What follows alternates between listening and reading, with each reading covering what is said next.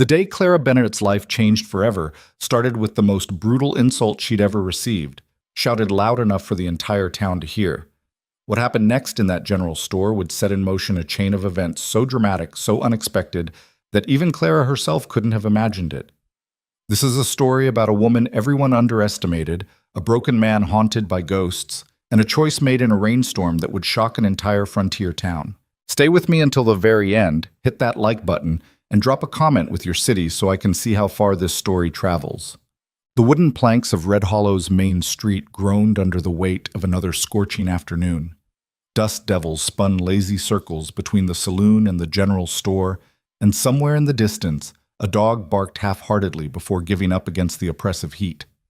Clara Bennett stood at the edge of the boardwalk, her worn cotton dress clinging to her body in the humidity, her hands gripping a shopping list so tightly the paper had begun to tear at the creases. She didn't want to go into Morrison's general store. She never wanted to go into Morrison's general store. But necessity had a way of stripping away pride, layer by humiliating layer, until all that remained was the grim determination to survive another day. "Just get the flour and the salt," she whispered to herself, the words barely audible over the hammering of her own heartbeat. "Don't look at anyone. Don't talk to anyone. Just get what you need and leave." But the universe, it seemed, had other plans. The bell above the door chimed with false cheerfulness as Clara pushed her way inside. The store smelled of tobacco, leather, and the sharp tang of pickle brine. Mrs. Morrison stood behind the counter, her thin lips pressed into their permanent expression of disapproval. 3 other women clustered near the fabric display, their voices dropping to urgent whispers the moment Clara entered. Clara kept her eyes down, focusing on the scuffed toes of her boots as she made her way toward the dry goods section. She could feel their stares burning into her back like brands. "Poor thing," one of them whispered, not quietly enough. "Third rejection this month, I heard." "Can you blame them?" another responded. "A woman her size and at her age." Clara's cheeks burned, but she forced herself to keep moving. She'd heard worse. She'd survived worse.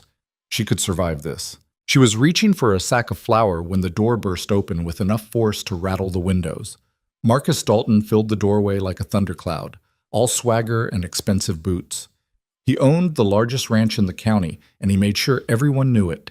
His pale eyes swept the store with casual arrogance before landing on Clara. "Well, well," he drawled, his voice carrying that particular tone men used when they wanted everyone to hear their cruelty. "If it isn't Red Hollow's most persistent spinster." The store went dead silent. Clara's hand froze on the flour sack. Her stomach dropped like a stone down a well. "Mr. Dalton," Mrs. Morrison began nervously, but he waved her off. "No, no, let me speak," he said, sauntering into the store with the easy confidence of a man who'd never faced real consequences in his life. "I've been thinking about Clara here, about her situation." Clara finally looked up, meeting his eyes with all the dignity she could muster. "I'm not interested in your thoughts, Mr. Dalton." His smile turned sharp. "Oh, but you should be. You see, I've had 3 different men come to me in the past month. Good men, hard-working men, all of them asking about you." Hope flickered in Clara's chest before she could stop it. She hated herself for it. "And do you know what I told them?" Dalton continued, circling her slowly like a predator. "I told them the truth. I said, 'Boys, Clara Bennett might have a pretty enough face if you squint, but there's just too much of her. A man wants a wife who won't eat him out of house and home.'" Laughter erupted from somewhere near the back of the store. The 3 women by the fabric display tittered behind their hands. Clara's vision blurred. The flour sack slipped from her fingers and hit the floor with a dull thud, sending up a small cloud of white dust. Now, don't cry," Dalton said mockingly. "I'm just being honest. Someone needs to be. You can't keep living off your brother's charity forever. Thomas has his own family to think about. It's not fair to him, you being such a burden." "That's enough." The voice came from the doorway, sharp and tired. Thomas Bennett stepped into the store, and Clara's heart broke a little more. Her brother's face was drawn. His shoulders slumped with the weight of problems she knew she'd helped create. At 35, he looked a decade older, worn down by failed crops, mounting debts, and the responsibility of a sister no one wanted. "Thomas," Clara began, but he wouldn't meet her eyes. "Mr. Dalton's right, Clara," Thomas said quietly. "We need to talk about your future." The world tilted. Clara grabbed the counter to steady herself. What? You can't stay with us anymore. Thomas finally looked at her, and the guilt in his eyes was worse than any insult Dalton could have delivered. Margaret and I, we can't afford it. We have the children to think about. I'm sorry, Clara. I'm so sorry. But I've made arrangements. Arrangements? Clara's voice came out as barely a whisper. Dalton's grin widened. This is the good part. Thomas pulled an envelope from his coat pocket, his hands shaking slightly. There's a man, a rancher up in the mountains. His name is Silas Mercer. He's agreed to take you on as household help, room and board in exchange for work. The floor seemed to fall away beneath Clara's feet. Silas Mercer? Mrs. Morrison gasped. Thomas, you can't be serious. That man is... The only option we have... Thomas cut her off firmly, but Clara could hear the desperation underneath. He's paid off a portion of my debts in exchange. It's done. You sold me. Clara's voice was hollow. You sold your own sister. I saved you from starving, Thomas snapped, his composure cracking. What did you expect me to do? We don't have enough food for another mouth. I have 3 children, Clara. 3. Your nephews and niece need to eat. I can't... His voice broke. I can't keep choosing between you and them. Dalton laughed outright. Silas Mercer.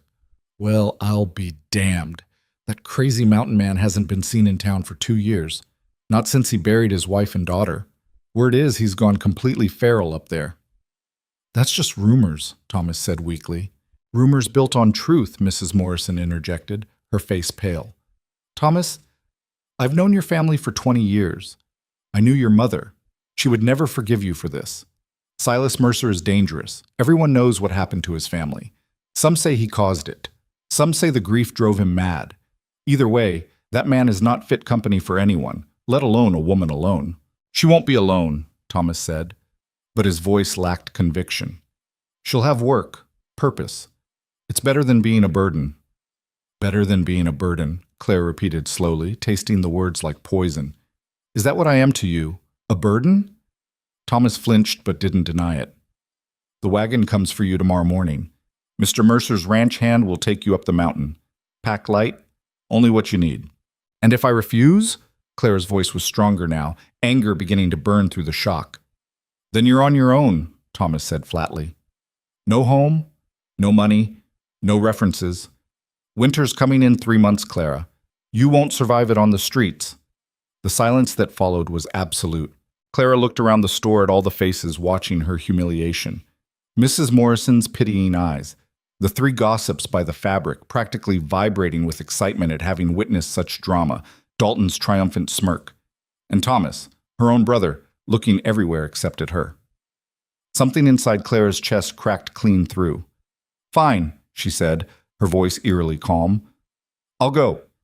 Thomas's relief was palpable. Clara, don't. She held up a hand. Don't say you're sorry. Don't say this is for the best. Don't say another word to me. She turned and walked toward the door, leaving the flour on the floor, leaving her dignity scattered like those white grains. The bell chimed again as she pushed outside into the brutal sunshine. Behind her, she could hear Dalton's voice carrying through the open door. Well, there goes the saddest woman in 3 counties, off to live with a madman. I give it a month before he sends her back. Clara didn't go back to Thomas's house that night. She couldn't bear to see her sister-in-law's relieved face or explain to her nephews why Aunt Clara was leaving. Instead, she spent her last night in Red Hollow, in the small room above the seamstress shop, where Mrs. Chen let her sleep on a cot in exchange for mending work. The old Chinese woman had been one of the few people in town who'd never treated Clara with anything but kindness. You strong girl, Mrs. Chen said in her broken English, pressing a small bundle into Clara's hands. More strong than you know. This new life, maybe is better. Maybe is chance. A chance to die alone in the mountains with a madman? Clara tried to laugh, but it came out as a sob. Mrs. Chen's weathered face softened. Or chance to become who you meant to be, away from people who make you small. Sometimes gift looked like curse at first. Clara didn't sleep that night. She lay on the thin cot and stared at the ceiling, listening to the sounds of Red Hollow settling into darkness. Somewhere, a piano played in the saloon. A woman laughed. A dog barked. Life continued, indifferent to one woman's despair. As dawn broke gray and cold over the mountains, Clara stood at the edge of town with a single worn carpet bag containing everything she owned. The wagon appeared like an apparition through the morning mist, a rough wooden cart pulled by two sturdy mules, driven by a man who looked like he'd been carved from the same mountain stone he lived among. "Clara Bennett?" His voice was gravel and disuse. "Yes." "Name's Jacob. Work for Mr. Mercer. Get in. No pleasantries. No sympathy. Just the brutal efficiency of frontier life." Clara climbed into the back of the wagon, settling herself among sacks of grain and supplies. As Jacob cracked the reins and the mules began their steady climb out of Red Hollow, Clara turned for one last look at the town. It sat there in the valley like a child's toy, small and insignificant, the morning smoke rising from its chimneys in thin spirals. Somewhere down there, Thomas was probably breathing easier. Dalton was probably already spreading the story of her departure. The town gossips were probably already moving on to fresh scandals. Clara faced forward and didn't look back again. The journey took most of the day. They climbed steadily into the mountains, following a narrow track that sometimes seemed more suggestion than road. The air grew thinner and colder. Pine trees crowded close on either side, their branches creating a tunnel of green shadow. Once, they passed an abandoned cabin, its windows dark and empty like skull sockets. Jacob didn't speak except to point out occasional landmarks. "Creek there. Good water. Bear den in those rocks. Give it space. Storm comes. You see that peak? Take shelter before it hits." Practical information delivered without emotion. Clara supposed that's how you survived up here, by focusing on facts rather than feelings. As afternoon shadows grew long, they rounded a final bend, and Silas Mercer's ranch came into view. Clara's breath caught. The house stood in a clearing carved from the forest, a two-story structure of dark timber that looked like it had grown there rather than been built. A wraparound porch sagged slightly on one side. Several windows were shuttered.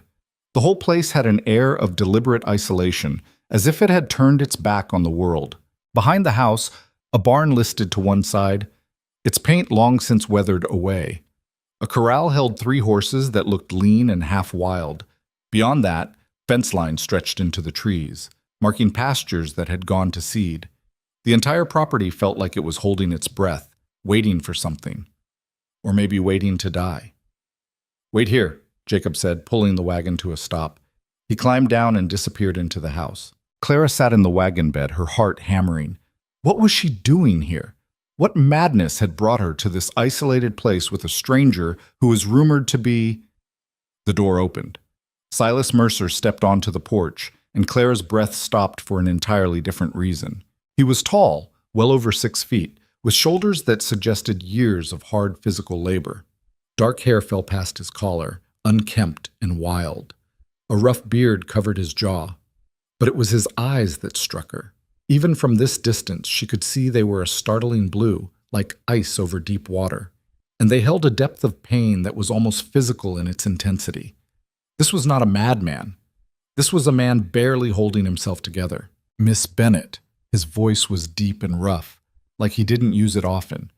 "Welcome to Mercer Ranch. Jacob will show you to your quarters. Work begins tomorrow at dawn." He turned to go back inside. "Mr. Mercer," Clara called out, finding her voice, "I'd like to see the house, and we should discuss expectations." He stopped, his hand on the doorframe. For a long moment, he didn't turn around. "Your room is the small one off the kitchen," he said without looking back. "You'll cook 3 meals a day, clean the house, tend the garden, wash clothes, mend what needs mending. Stay out of the second floor. Stay out of the barn unless I tell you otherwise. Stay out of my way. Those are your expectations, Miss Bennett. Any questions?" The dismissal in his tone was absolute. "What about pay?" Clara asked, lifting her chin. Now he did turn, and the look he gave her was colder than the mountain air. "Your brother sold you to pay his debts. That debt will take 3 years to clear through your labor. After that, we'll discuss pay. Until then, you have room and board. Consider yourself fortunate to have that." Sold. The word hung in the air like smoke. "I see," Clara said quietly. "Do you?" Silas took a step toward her, and Clara saw Jacob shift uncomfortably. "Let me be clear, Miss Bennett. I didn't want you here. I don't need help. I don't want company. But your brother owed me money, and this was the arrangement he proposed. So you'll work, I'll keep you fed and housed, and we'll both count the days until your debt is paid. I suggest you make the best of it, because there's nowhere to run from here. The nearest town is a full day's ride. Winter comes early and stays late. Bears, mountain lions, and wolves patrol these woods. This ranch is your prison for the next 3 years, whether you like it or not. Mums. He went back inside and slammed the door. Clara sat in the wagon, trembling with rage and fear and something she couldn't name. Jacob cleared his throat awkwardly. He's not always like this, the older man offered. The grief, it changed him. He was different before. Before what? Clara demanded. Jacob's face clouded. Before the fever took his wife and daughter. 2 years ago this spring. Little Sarah was only 4 years old, prettiest child you ever saw, all blonde curls and laughter. And Mrs. Mercer, Elizabeth, she was the kind of woman who made this place feel like home. When they died within days of each other. He trailed off, shaking his head. Something in him died too. He blames himself. Why? Because he couldn't save them. Because he was down in Red Hollow buying supplies when the fever hit. By the time he got back, it was too late. He's been up here alone ever since, working himself to death, barely speaking, barely living. You're the first person he's allowed on this property in 2 years. Clara absorbed this, her anger softening slightly. Grief. She understood grief. She'd carried it herself after losing her parents. But grief didn't excuse cruelty. "Show me my room," she said finally. The room was small, as promised. A narrow bed, a washstand, a single window overlooking the back garden, or what had once been a garden and was now a tangle of weeds and gone-to-seed vegetables. A trunk at the foot of the bed, a peg on the wall for her coat. It was the first space that had been truly hers in 5 years. Clara set down her carpet bag and sat on the bed. The mattress was thin but clean. The blanket was rough wool. The pillow smelled faintly of lavender, though she couldn't imagine where Silas Mercer would have gotten lavender. Through the wall, she could hear him moving around. The heavy tread of boots, the scrape of a chair, the clink of a glass against a table. She was alone in the wilderness with a grieving, angry stranger who had made it clear she was unwanted. Clara looked out the window at the dying garden, at the forest beyond, at the mountains rising like walls against the darkening sky. 3 years, she whispered to herself. I can survive 3 years. I've survived worse. But even as she said it, she wondered if she was lying. That first night, Clara barely slept. Every sound was amplified in the mountain silence, the creak of settling timber, the rustle of wind through the pines, the distant howl of something wild. Once she heard Silas moving around upstairs, his footsteps heavy and restless. He paced for hours, back and forth, like a caged animal. When dawn finally broke, cold and gray, Clara rose and dressed in her oldest work dress. If she was going to survive here, she needed to prove her worth. She needed to become indispensable. The kitchen was primitive but functional. A wood stove, a table, rough-hewn cabinets. She found flour, salt, a bit of lard, and some eggs in a basket that must have come from chickens she hadn't seen yet. No coffee, no sugar, no milk. She made biscuits and fried eggs, working quickly and quietly. By the time she heard Silas's boots on the stairs, she had a simple breakfast laid out. He stopped in the doorway, surprise flickering across his face before the mask of indifference slammed back into place. I didn't ask you to cook for me, he said. You said 3 meals a day, Clara replied calmly. I assumed that included you. He grunted and sat down at the table, eating mechanically, without pleasure or interest. Just fuel. Clara watched him from the corner of her eye as she washed the pan. In the daylight, she could see him more clearly. He was younger than she'd thought, maybe 35, though he carried himself like a much older man. Scars marked his hands, the kind that came from hard work and accidents. His clothes were clean but worn, mended in places with uneven stitches that told her he'd been doing it himself. When he finished, he stood without a word and headed for the door. Mr. Mercer, Clara called after him. What should I focus on today? He paused, his hand on the door handle. The house is falling apart. Fix what you can. Stay away from the barn. Why can't I? Because I said so. He looked back at her, and for just a moment she saw something crack in his expression, a flash of raw pain. Please, just stay away from the barn." Then he was gone. Clara spent that first day exploring her prison. The house was larger than it appeared from outside. 6 rooms in total. Downstairs held the kitchen, a dining room that clearly hadn't been used in years, and a parlor that made Clara's heart ache. A spinning wheel sat in the corner, covered in dust. Children's toys were scattered near the fireplace. A wooden horse, a rag doll, a set of carved blocks. A woman's shawl draped over the back of a chair, waiting for someone who would never return. Clara touched nothing on the first floor except the kitchen. She cleaned, but carefully, as if handling relics in a shrine. The upstairs was off limits, but even from below she could sense the weight of grief pressing down from those rooms. She didn't dare venture up the stairs. Instead, she focused on the outside. The garden was a disaster, but salvageable. Several late-season vegetables were still viable if she could rescue them from the weeds. The chicken coop behind the house held 6 scraggly birds that looked like they'd been fending for themselves. She fed them, gathered eggs, and made a mental note to repair the broken fence before a fox did. The well water was clean and cold. The pump needed oil. The woodpile was depleted. The porch steps were rotting through in one spot. Everything was falling apart, slowly but surely. Clara worked until her back ached and her hands were raw. As the sun began to set, she made a simple dinner of soup from preserved vegetables she found in the cellar. When Silas came in, covered in dust and sweat and smelling of horses, she had it waiting. This time he looked at her before he sat down. "You been working all day?" he asked. "Yes." "Didn't have to do all that." "Yes, I did." Clara met his eyes steadily. "I told you I'd work for my keep, Mr. Mercer. I keep my word." Something shifted in his expression. Surprise, maybe, or respect. It was gone so quickly she might have imagined it. "Ground rules," he said abruptly. "You call me Silas. None of this Mr. Mercer business. Makes me feel like my father." "All right, Silas." She tested the name. "You can call me Clara." He nodded once and turned his attention to his soup. They ate in silence, but it felt different than before. Less hostile, more resigned, like 2 prisoners acknowledging their shared sentence. As Clara cleaned up after dinner, Silas spoke again from the doorway. "The work you did today. On the garden and the chicken coop." He paused, as if the words were hard to find. "It needed doing. Thank you." Then he was gone, disappearing into whatever darkness he carried with him.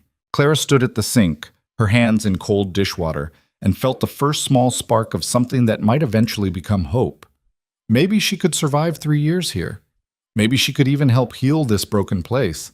And maybe, just maybe, healing this ranch would somehow help heal herself. The first week passed in a blur of backbreaking work.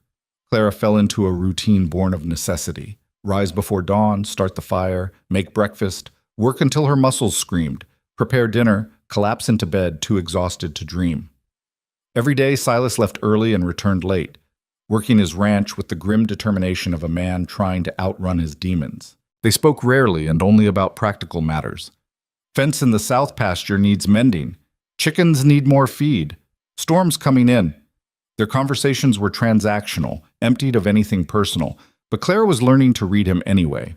She learned that he took his coffee black and scalding hot, that he couldn't sleep past 3 in the morning when nightmares drove him from his bed, that he worked himself to exhaustion every day as punishment for something only he understood, that he never went into the parlor where his daughter's toys still waited, that sometimes, late at night, she could hear him talking to people who weren't there. On the 8th day, everything changed. Clara was in the garden, wrestling with a particularly stubborn root, when she heard the sound of hoofbeats approaching fast. She looked up to see Jacob riding in hard, his face pale with alarm. "Where's Silas?" he shouted. "In the north pasture, I think. What's wrong?" "Bear got into Thompson's cattle last night. Big one. Mean. Thompson wounded it, but it got away. Headed this direction. Silas needs to know." Before Clara could respond, Silas emerged from the barn, already reaching for the rifle by the door. "I heard." "How big?" "Big enough to tear through a fence.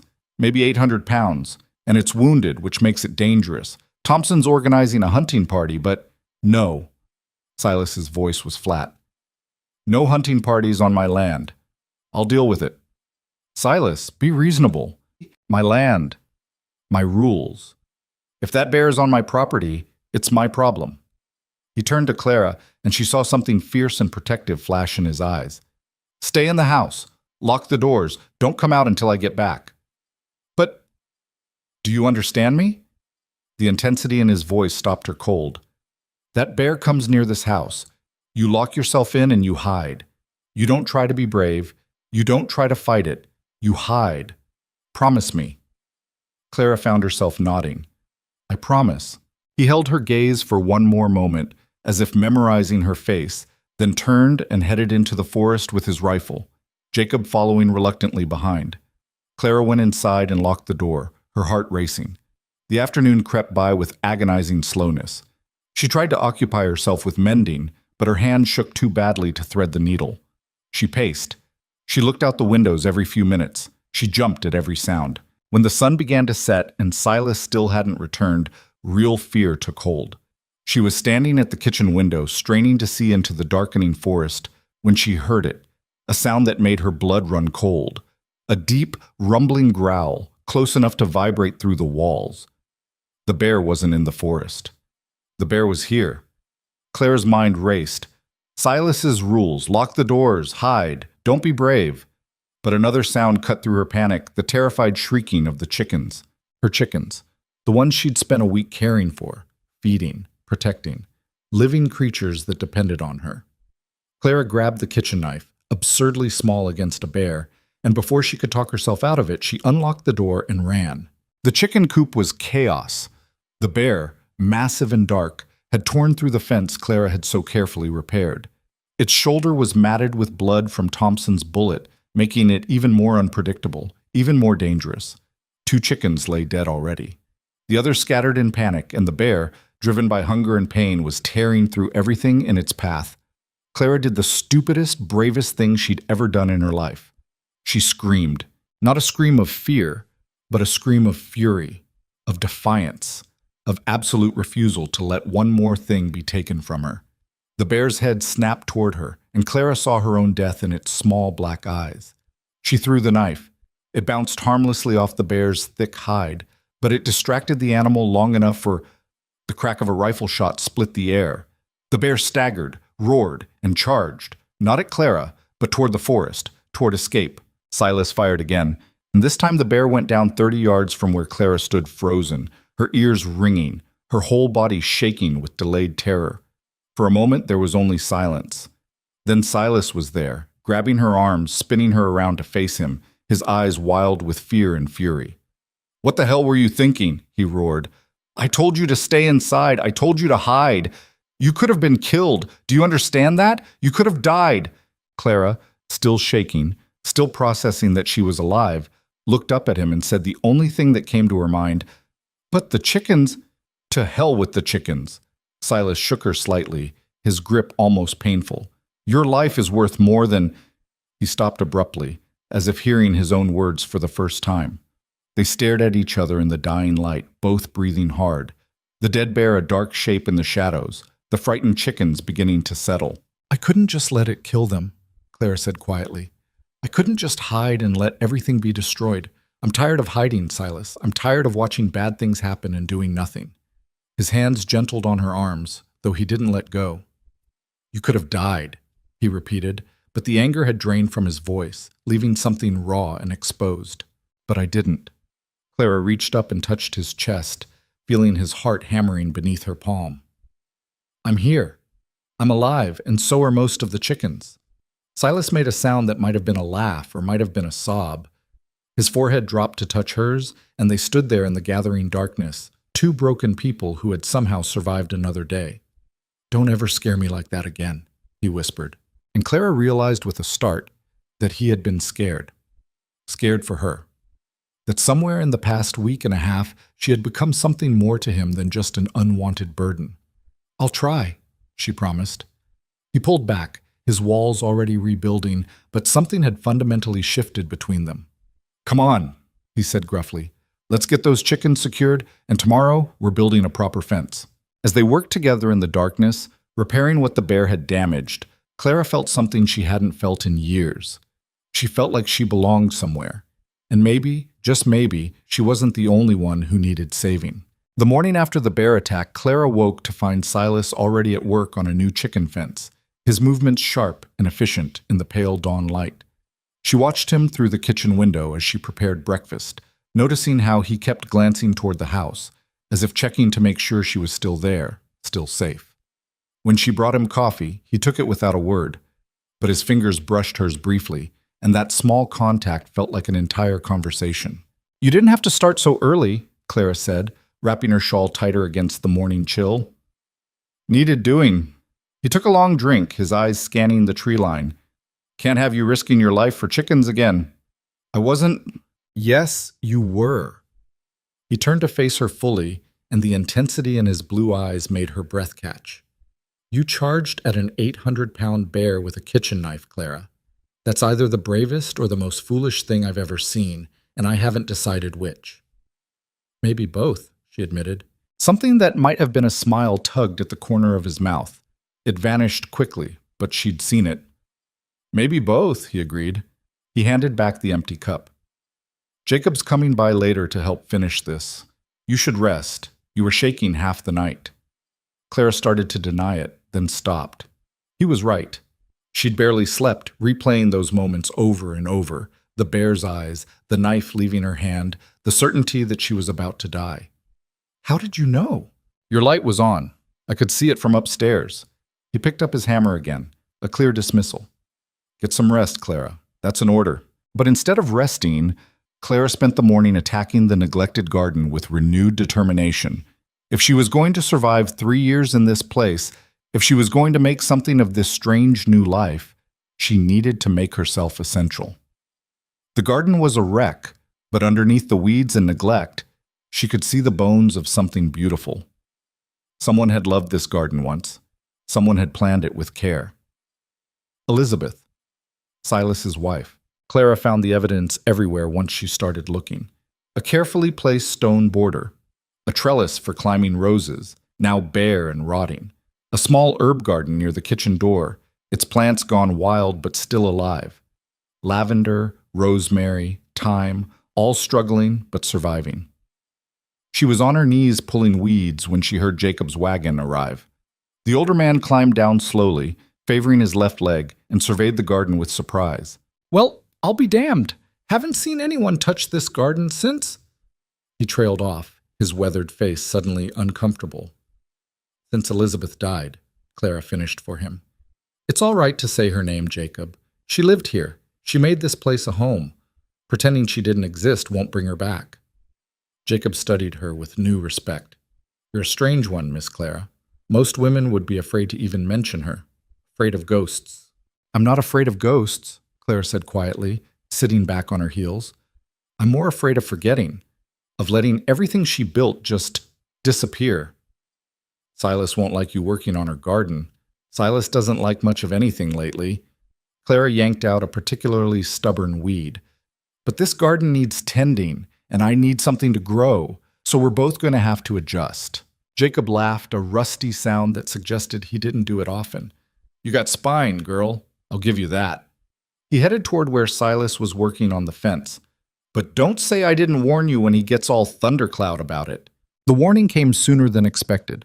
That afternoon, when Silas came in for the midday meal, he stopped dead in the doorway, staring at the small vase Clara had placed on the table. In it, 3 sprigs of the wild lavender she'd rescued from the garden, their purple blooms bright against the rough wood. "What is that?" His voice was carefully controlled, too controlled. "Lavender," Clara said calmly, ladling soup into bowls. "From the garden. It was nearly choked out by weeds, but I managed to save some." "I can see what it is." Silas didn't move from the doorway. "I asked why it's on my table." "Because it's pretty. Because it smells nice. Because this house hasn't had flowers in it for too long." Clara met his eyes steadily. "If you want me to remove it, say so. But I won't apologize for trying to bring a little life back into this place." The muscle in his jaw jumped. For a long moment, Clara thought he might sweep the vase off the table, might explode with the rage she could see building behind his eyes.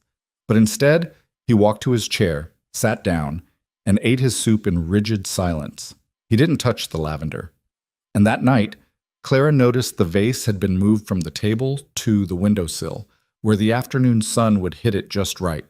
It was a small victory, but it felt enormous. The days began to blur together, each one bleeding into the next in a rhythm of work and silence and small, careful steps forward. Clara learned Silas's patterns. He rose before dawn and didn't speak until after his second cup of coffee. He worked until exhaustion made him stumble. He avoided the barn's north corner where a child's saddle still hung on a peg. He never sang, never whistled, never showed any sign of joy, but he was starting to speak to her. Not much, comments about the weather, instructions about repairs, brief observations about the ranch. But it was something. And slowly, so slowly, Clara almost didn't notice it happening, the ranch began to come back to life. She repaired the chicken coop until it was predator-proof. She revived the herb garden and started planning for spring planting. She mended every torn curtain, patched every hole in his work shirts, organized the chaotic pantry, and scrubbed 2 years of grief and neglect from every corner of the house. Jacob started coming by more often, bringing supplies and news from town. He never mentioned Clara's brother, and she was grateful for that small mercy. But he did mention that rumors were spreading about Silas taking on a woman, and most of the talk wasn't kind. "They're saying you're his mistress," Jacob told her bluntly one afternoon when Silas was out checking fence lines. "Saying no decent woman would live alone with a man like that. Saying you must be desperate or shameless or both." Clara's hand stilled on the bread dough she was kneading. "Let them talk. I've been the subject of town gossip for years. At least now I'm too far away to hear it. Don't you care what they say about you? I care about surviving." Clara slammed the dough down harder than necessary. "I care about having food and shelter and work that matters. I care about not being a burden or a joke or a disappointment. What a bunch of small-minded people think of me from the safety of their parlors. That I don't care about at all." Jacob was quiet for a moment. "You know what Elizabeth used to say? She said the mountain doesn't care what the valley thinks. Maybe you're mountain folk after all, Miss Clara." The first snow came early in October, dusting the peaks white overnight and sending a chill through the ranch that no fire could completely banish. Clara woke to find Silas already outside, securing shutters and checking the livestock with urgent efficiency. "Storm's coming," he said when she brought him coffee. "A bad one. We've got maybe 2 days to prepare." "What do you need me to do?" He looked at her, and for the first time since she'd arrived, she saw something like partnership in his eyes. "Everything. We need firewood split and stacked, food stores checked, windows sealed, the animals moved to closer pastures. If this storm is as bad as I think, we could be snowed in for weeks." They worked together through the day and into the night, their movements synchronized by necessity. Clara hauled wood until her arms screamed. Silas reinforced the barn doors and moved the cattle to shelter. Together they brought in supplies, sealed cracks, prepared for siege. By the time darkness fell on the second day, they were ready, and not a moment too soon. The wind hit first, howling down from the mountains like something alive and angry. Then the snow began, thick and fast, erasing the world beyond the porch in a wall of white. Silas stood at the window, watching the storm build, his expression unreadable. "It's been 2 years since the last big storm," he said quietly. "The one that—" He didn't finish. Clara understood. The storm that had kept him trapped in town while his wife and daughter died alone. "You're here now," she said. "Whatever comes, you're here this time." He turned from the window and looked at her with something raw and broken in his eyes. "Am I? Sometimes I think I died with them, Clara. That I'm just a ghost haunting this place, going through motions without meaning." It was the most personal thing he'd ever said to her. Clara set down the blanket she'd been folding and crossed to stand beside him at the window. "You're not a ghost," she said firmly. "Ghosts don't feel pain. They don't work themselves to exhaustion. They don't get angry about lavender on the table. You're alive, Silas, even if you wish you weren't, and that matters." "Does it?" His voice was barely a whisper. "What's the point of surviving if you've lost everything that made life worth living?" "The point," Clara said, surprised by the fierceness in her own voice, "is that you're still here, that you still have the chance to find new reasons, that maybe—" She hesitated, then pushed forward. "That maybe you're not the only one who needed a place to survive. Maybe we're both here for a reason." He was quiet for so long she thought he wouldn't respond, but then he said very softly, I heard what they're saying about you in town. About us. Clara felt heat rise in her cheeks. Jacob told me. It doesn't matter. It matters to me. Silas turned to face her fully. I never wanted to damage your reputation. I never wanted to make your life harder than it already was. If you want to leave when the storm passes, I'll give you money, supplies, whatever you need. Jacob can take you somewhere safe, somewhere you can start fresh without the stain of, no. The word came out sharp and absolute. I'm not leaving. Clara. I'm not leaving, she repeated. Do you know what my life was like before this? I was a joke, a burden, a failure at the one thing women are supposed to succeed at, finding a husband, making a home, being wanted. Every day in that town was a reminder that I wasn't good enough, wasn't pretty enough, wasn't thin enough, wasn't anything enough. Her voice cracked, but she pushed on. But here? Here I have purpose. Here my work matters. Here I'm not judged every time I walk into a room. So no, Silas, I'm not leaving because some gossips think I'm your mistress. Let them think what they want. I'm staying. But the storm howled outside, shaking the windows, but inside, the silence between them was profound. You're good enough, Silas said finally, his voice rough. More than good enough. Anyone who made you feel otherwise is a fool. Clara blinked back unexpected tears. Thank you. I mean it. He held her gaze, and she saw something shift in the depths of his eyes. You've brought life back to this place. You've made it feel like something other than a tomb. I don't know how to repay that. You don't have to repay it. That's not why I'm doing it. Why are you doing it? Clara thought about that. About the garden she'd restored, the meals she'd cooked, the clothes she'd mended, the small acts of care she'd poured into this broken place. Because someone has to. Because things worth saving shouldn't be left to die. Because she stopped, shocked by the truth she was about to speak. Because I think we're the same, you and I. Both of us left for dead by people who should have protected us. Both of us trying to figure out how to keep going when everything we thought we knew about ourselves turned out to be wrong. Silas reached out slowly, giving her time to pull away, and tucked a strand of hair behind her ear. His fingers were rough and calloused, but his touch was gentle. What if we keep each other going? He asked quietly. What if that's enough?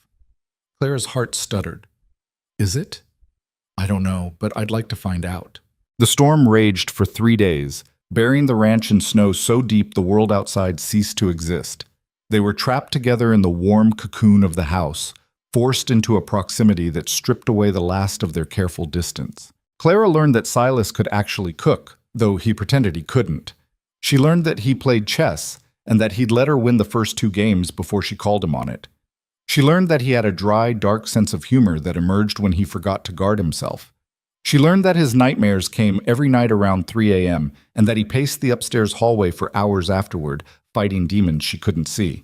On the 3rd night, when she heard his footsteps start their familiar circuit, she made tea and left it at the bottom of the stairs with a blanket. In the morning, both were gone, and Silas's eyes, when he came down for breakfast, held something that might have been gratitude. The storm's breaking, he said, looking out at the gray dawn. Another day, and we can start digging out. Good. Clara poured coffee, their morning ritual now so familiar it felt like it had always existed. The chickens will be glad to see daylight again. Clara.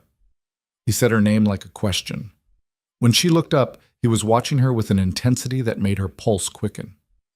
When this is over, when we dig out and the world comes back, nothing has to change.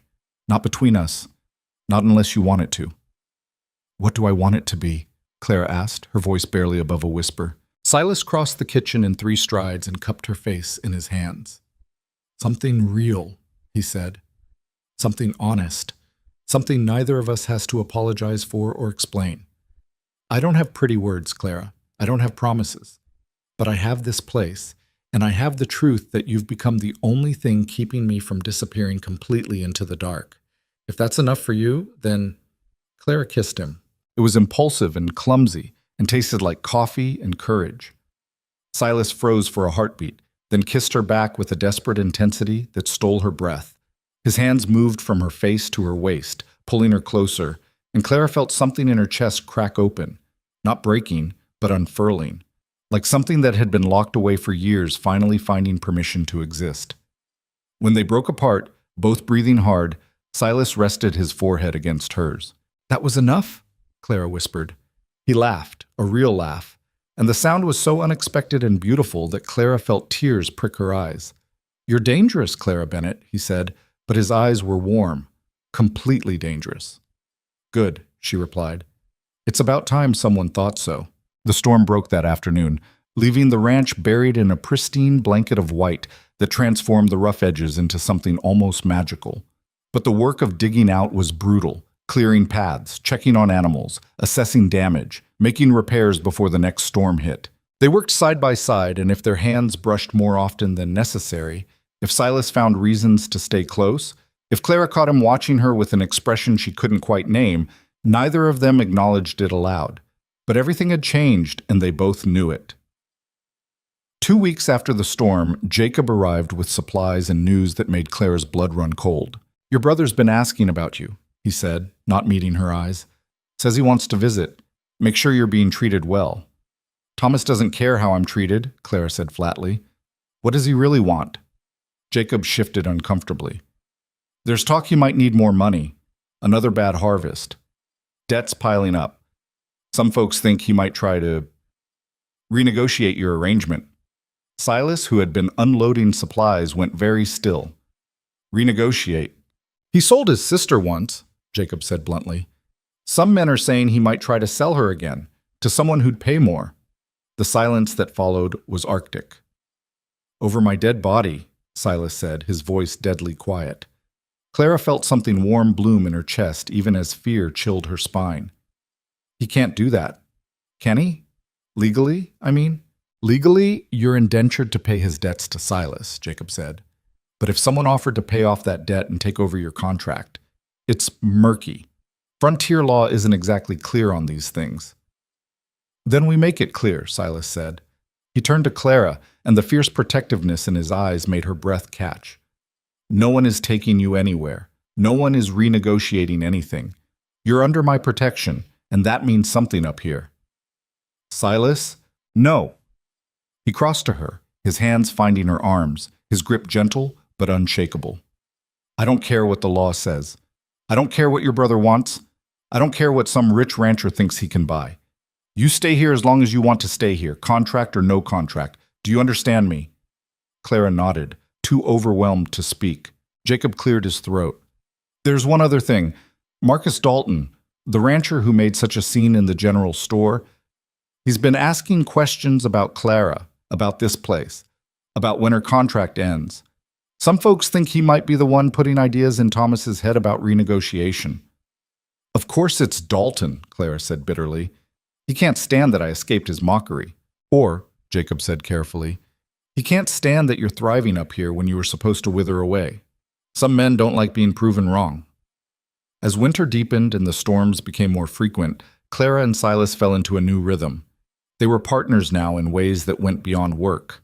They planned together, decided together, argued about everything from the best way to stack firewood to whether the south pasture could support more cattle. And at night, after dinner, they sat together by the fire. Not touching, not quite, but close enough that the space between them hummed with possibility. "Tell me about her," Clara said one night, surprising herself. "Elizabeth." Silas stiffened, his face closing. "Why?" "Because she matters. Because she's part of this place, part of you. Because I'm living in her house, tending her garden, and I want to honor that by knowing who she was." For a long time, Silas didn't respond. Clara thought she'd pushed too far, broken the fragile trust between them. But then he spoke, his voice low and rough with old pain. "She was light," he said. "Everything I'm not. She could walk into a room and make people feel like the world was brighter just because she was in it. She loved this ranch, loved the mountains, loved the isolation. Most women would have hated it up here, but Elizabeth thrived." He paused, his jaw tight. "Sarah was just like her, fearless and bright, and so full of life it hurt to look at her sometimes." "What happened?" Claire asked gently. Jacob said fever, but scarlet fever came on fast. Sarah first, then Elizabeth, while she was nursing our daughter. His hands clenched into fists. "I was in town getting supplies. The roads were bad, and I stayed an extra day because the weather looked threatening. Thought I was being smart, being careful. Instead, I left them to die alone. That's not your fault, isn't it? He turned to her, his eyes blazing with anguish. I should have been here. I should have known. I should have felt it somehow, that they needed me. Instead, I came home to find them both in Sarah's bed, Elizabeth holding our daughter even in death. The doctor said she died maybe an hour before I got back. 1 hour, Clara. If I'd left town 1 hour sooner, you'd probably have died too, Clara interrupted firmly. And then all three of you would be gone. You can't think like that, Silas. You can't torture yourself with timing and what-ifs. Grief is cruel enough without adding guilt to it. How can I not feel guilty? His voice cracked. I'm alive and they're not. I get to wake up every morning and see the sunrise and feel the wind and eat good food and... He stopped abruptly, looking at her with sudden horror. And I'm starting to feel things again. Starting to want things again. And that feels like the worst betrayal of all. Claire reached out and took his hand, lacing her fingers through his. Elizabeth loved you, didn't she? Yes. Then she'd want you to live. Not just survive, but truly live. That's what love is, Silas. It doesn't demand permanent grief. It asks that we carry forward what we learned, who we became because of it, and keep going. Your wife sounds like she was full of light. Would she want you to spend the rest of your life in darkness? Silas looked down at their joined hands, his thumb tracing circles on her palm. No, he admitted quietly. She'd be furious with me. She always said I had a tendency toward melodrama. Clara smiled. Smart woman. She was. He lifted his eyes to hers. But so are you, in different ways. You don't bring light the way she did, Clara. You bring something else. Something steadier, like bedrock, like something a man could build his life on and know it would hold. It was perhaps the most romantic thing anyone had ever said to her, precisely because it wasn't trying to be romantic. It was just true. Is that what you want? Clara asked, her heart in her throat. To build something? I think I'm already building it, Silas said. With you. If you'll have me. Before Clara could answer, a sound from outside made them both freeze. Hoofbeats. Multiple horses. Coming fast through the snow. Silas was on his feet instantly, reaching for his rifle. Stay inside. But Clara followed him to the window and looked out at the 4 riders approaching through the twilight. Her stomach dropped. Thomas was in the lead, and beside him, looking as smug as a cat with cream, rode Marcus Dalton. Hell, Silas breathed. Jacob was right. Clara squared her shoulders, feeling something hard and cold settle in her chest. Then we deal with it, together. Silas looked at her, and despite the danger approaching, despite everything, he smiled. Together, he agreed. They stepped out onto the porch as the riders pulled up, their horses snorting fog into the cold air. Thomas had the grace to look uncomfortable, but Dalton's expression was pure triumph. Evening, Mercer, Dalton called out, not dismounting. We need to talk about your arrangement with Miss Bennet here. No, we don't, Silas said flatly. I'm afraid we do. Thomas finally spoke, not meeting Clara's eyes. I've received an offer that would pay off your debt completely and provide additional compensation. It's a better arrangement for everyone. Better for you, you mean? Clara said coldly. How much is he paying you, Thomas? How much am I worth this time? Her brother flinched. It's not like that, Clara. Mr. Dalton has assured me he'll treat you well. He needs a housekeeper for his ranch, and he gets to humiliate me every day instead of just once in a general store, Clara finished. What a generous offer, Dalton laughed. You've got spirit, Clara. I'll give you that. But spirit doesn't keep you warm in winter or food on the table. Your brother's right. This is a better arrangement. Mercer here is barely holding his place together. My ranch is successful, prosperous. You'd have an easier life. I don't want an easier life, Clara said, her voice ringing clear in the mountain air. I want the life I'm building here. You don't have a choice, Thomas said, but his voice wavered. The contract is clear. The debt can be transferred. Actually, Silas said, stepping forward, it can't be. Everyone turned to stare at him. Because the debt doesn't exist anymore, Silas continued, his voice calm but carrying an edge of steel. I forgave it 2 weeks ago, signed and witnessed by Jacob Morrison, who will swear to it in any court you care to name. The lie was so smooth, so confident, that even Clara almost believed it. Thomas's face went pale. You can't do that. We had an agreement, and now we have a new one, Silas said. Clara stays here of her own free will, as a free woman. If you have a problem with that, you can take it up with the territorial judge in the spring, but I'd advise against it, Thomas. Trying to sell your sister twice won't look good in front of a judge. This is ridiculous, Dalton sputtered. You can't just... I can, and I did. Silas moved to stand beside Clara, and his hand found hers. The gesture was deliberate, public, unmistakable. Clara is under my protection now, not as an indentured servant, as... He paused, then looked at her with a question in his eyes.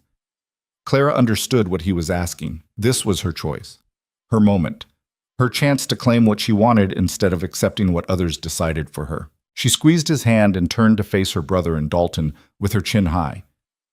As the woman he's going to marry, she said clearly. If he'll have me. The words hung in the frozen air like bells. Silas's hand tightened on hers almost painfully. Yes, he said, his voice rough with emotion. 1,000 times, yes. Thomas's mouth opened and closed like a fish drowning in air. Dalton's face turned an alarming shade of purple, his knuckles white on the reins. The two men who'd ridden with them exchanged uncomfortable glances, clearly wishing they were anywhere else. You can't be serious, Dalton finally managed, his voice strangled. Marriage? To him? Clara, have you lost your mind? The man's a hermit, a recluse. He's been half mad since his family died. Then I suppose we make a good pair, Clara said evenly, though her heart was hammering so hard she thought everyone must hear it. Since you all seem to think I'm damaged goods anyway. Clara, please. Thomas found his voice, desperation bleeding through. Think about what you're doing. You barely know this man. You've been here, 2 months? This is insanity. No, Thomas. Insanity was thinking you'd protect me. Insanity was believing family meant something to you beyond a ledger of debts and obligations. Clara's voice didn't rise, but it cut like a blade. What's happening here is the sanest decision I've made in years. I'm choosing myself for once. I'm choosing a man who sees me as something other than a burden or a joke. And I'm telling you, all of you, to leave and never come back. Now wait just a minute, Dalton began, swinging down from his horse. Silas stepped forward, positioning himself between Dalton and Clara. The rifle hung loose in his left hand, but the message was clear. The lady's spoken. You're on my land without invitation, and you're starting to wear out what little welcome you never had. This is theft, Dalton snarled. You can't just steal a man's property. She's not property. Silas's voice dropped to something dangerous. Say that again, and we'll have a very different kind of conversation, one that involves me teaching you some manners at the end of my fist. One of the other riders, an older man with gray streaking his beard, cleared his throat. Mr. Dalton, perhaps we should go. This isn't... Oh, shut up, Henderson. Dalton's eyes were locked on Clara with something ugly and possessive. You think you're so clever, don't you? Found yourself a broken man desperate enough to take you. But let me tell you something, Clara. Desperation doesn't last. One day he's going to wake up and see you for what you really are. Too much woman, not enough worth. And when he does, when he realizes what a mistake he's made, don't come crawling back to civilization expecting sympathy. The word should have hurt. A month ago, they would have shattered her. But standing there with Silas's presence solid beside her, with the ranch she'd helped restore at her back, with the first real choice she'd ever made burning bright in her chest, Clara felt something she'd never felt before. Power. You're wrong about one thing, Marcus, she said, and she smiled. I'm not too much. I'm exactly enough for a man who isn't threatened by a woman with substance. The problem was never me. It was always you, small men with smaller hearts who needed women to be less so you could feel like more. She stepped forward, and Dalton actually flinched. I'm going to marry Silas Mercer. We're going to build a life here that's worth living. And years from now, when you're still trying to buy your way into feeling like a man, I'll be waking up every morning next to someone who chose me, not in spite of who I am, but because of it. Now get off our land. The silence that followed was absolute. Even the horses seemed to hold their breath. Dalton's face twisted with rage, but Henderson put a hand on his arm. "Come on, Marcus, this is done. Let's go." "Your brother will hear about this," Dalton spat, looking at Thomas. "You had a contract. You had an agreement. I paid you good money. And you can take it back," Thomas said suddenly, his voice breaking. Everyone turned to stare at him. He was looking at Clara with something that might have been regret or shame or both. "I made a mistake. I thought I was doing what was best, but I was just being a coward, taking the easy way out." He pulled money from his coat and held it out to Dalton. "Here, your advance. The debt's between me and Mercer, and if he says it's forgiven, then it's forgiven." Dalton stared at the money like it was a snake. "You're all insane, every last one of you." But he snatched the bills and shoved them into his pocket. "Fine, keep your precious sister. See how grateful you are when you're both starving on this forsaken mountain." He swung back onto his horse, yanking the reins hard enough to make the animal toss its head. "Come on, let's leave these fools to their fate." The four riders turned and disappeared into the gathering darkness, and the sound of their retreat was like a storm passing. Clara's knees went weak. Silas caught her before she could fall, his arms strong and steady around her waist. "I've got you," he murmured. "I've got you." Thomas remained sitting on his horse like a man at his own execution. For a long moment, no one spoke. Then he climbed down slowly, every movement weighted with shame. "Clara," he began, but she shook her head. "Don't. Whatever you're going to say, just don't." "I need to apologize. I need you to understand. I understand perfectly." Clara pulled away from Silas's embrace, though she kept close to his side. "You were drowning, and you decided to save yourself by throwing me overboard. I understand that.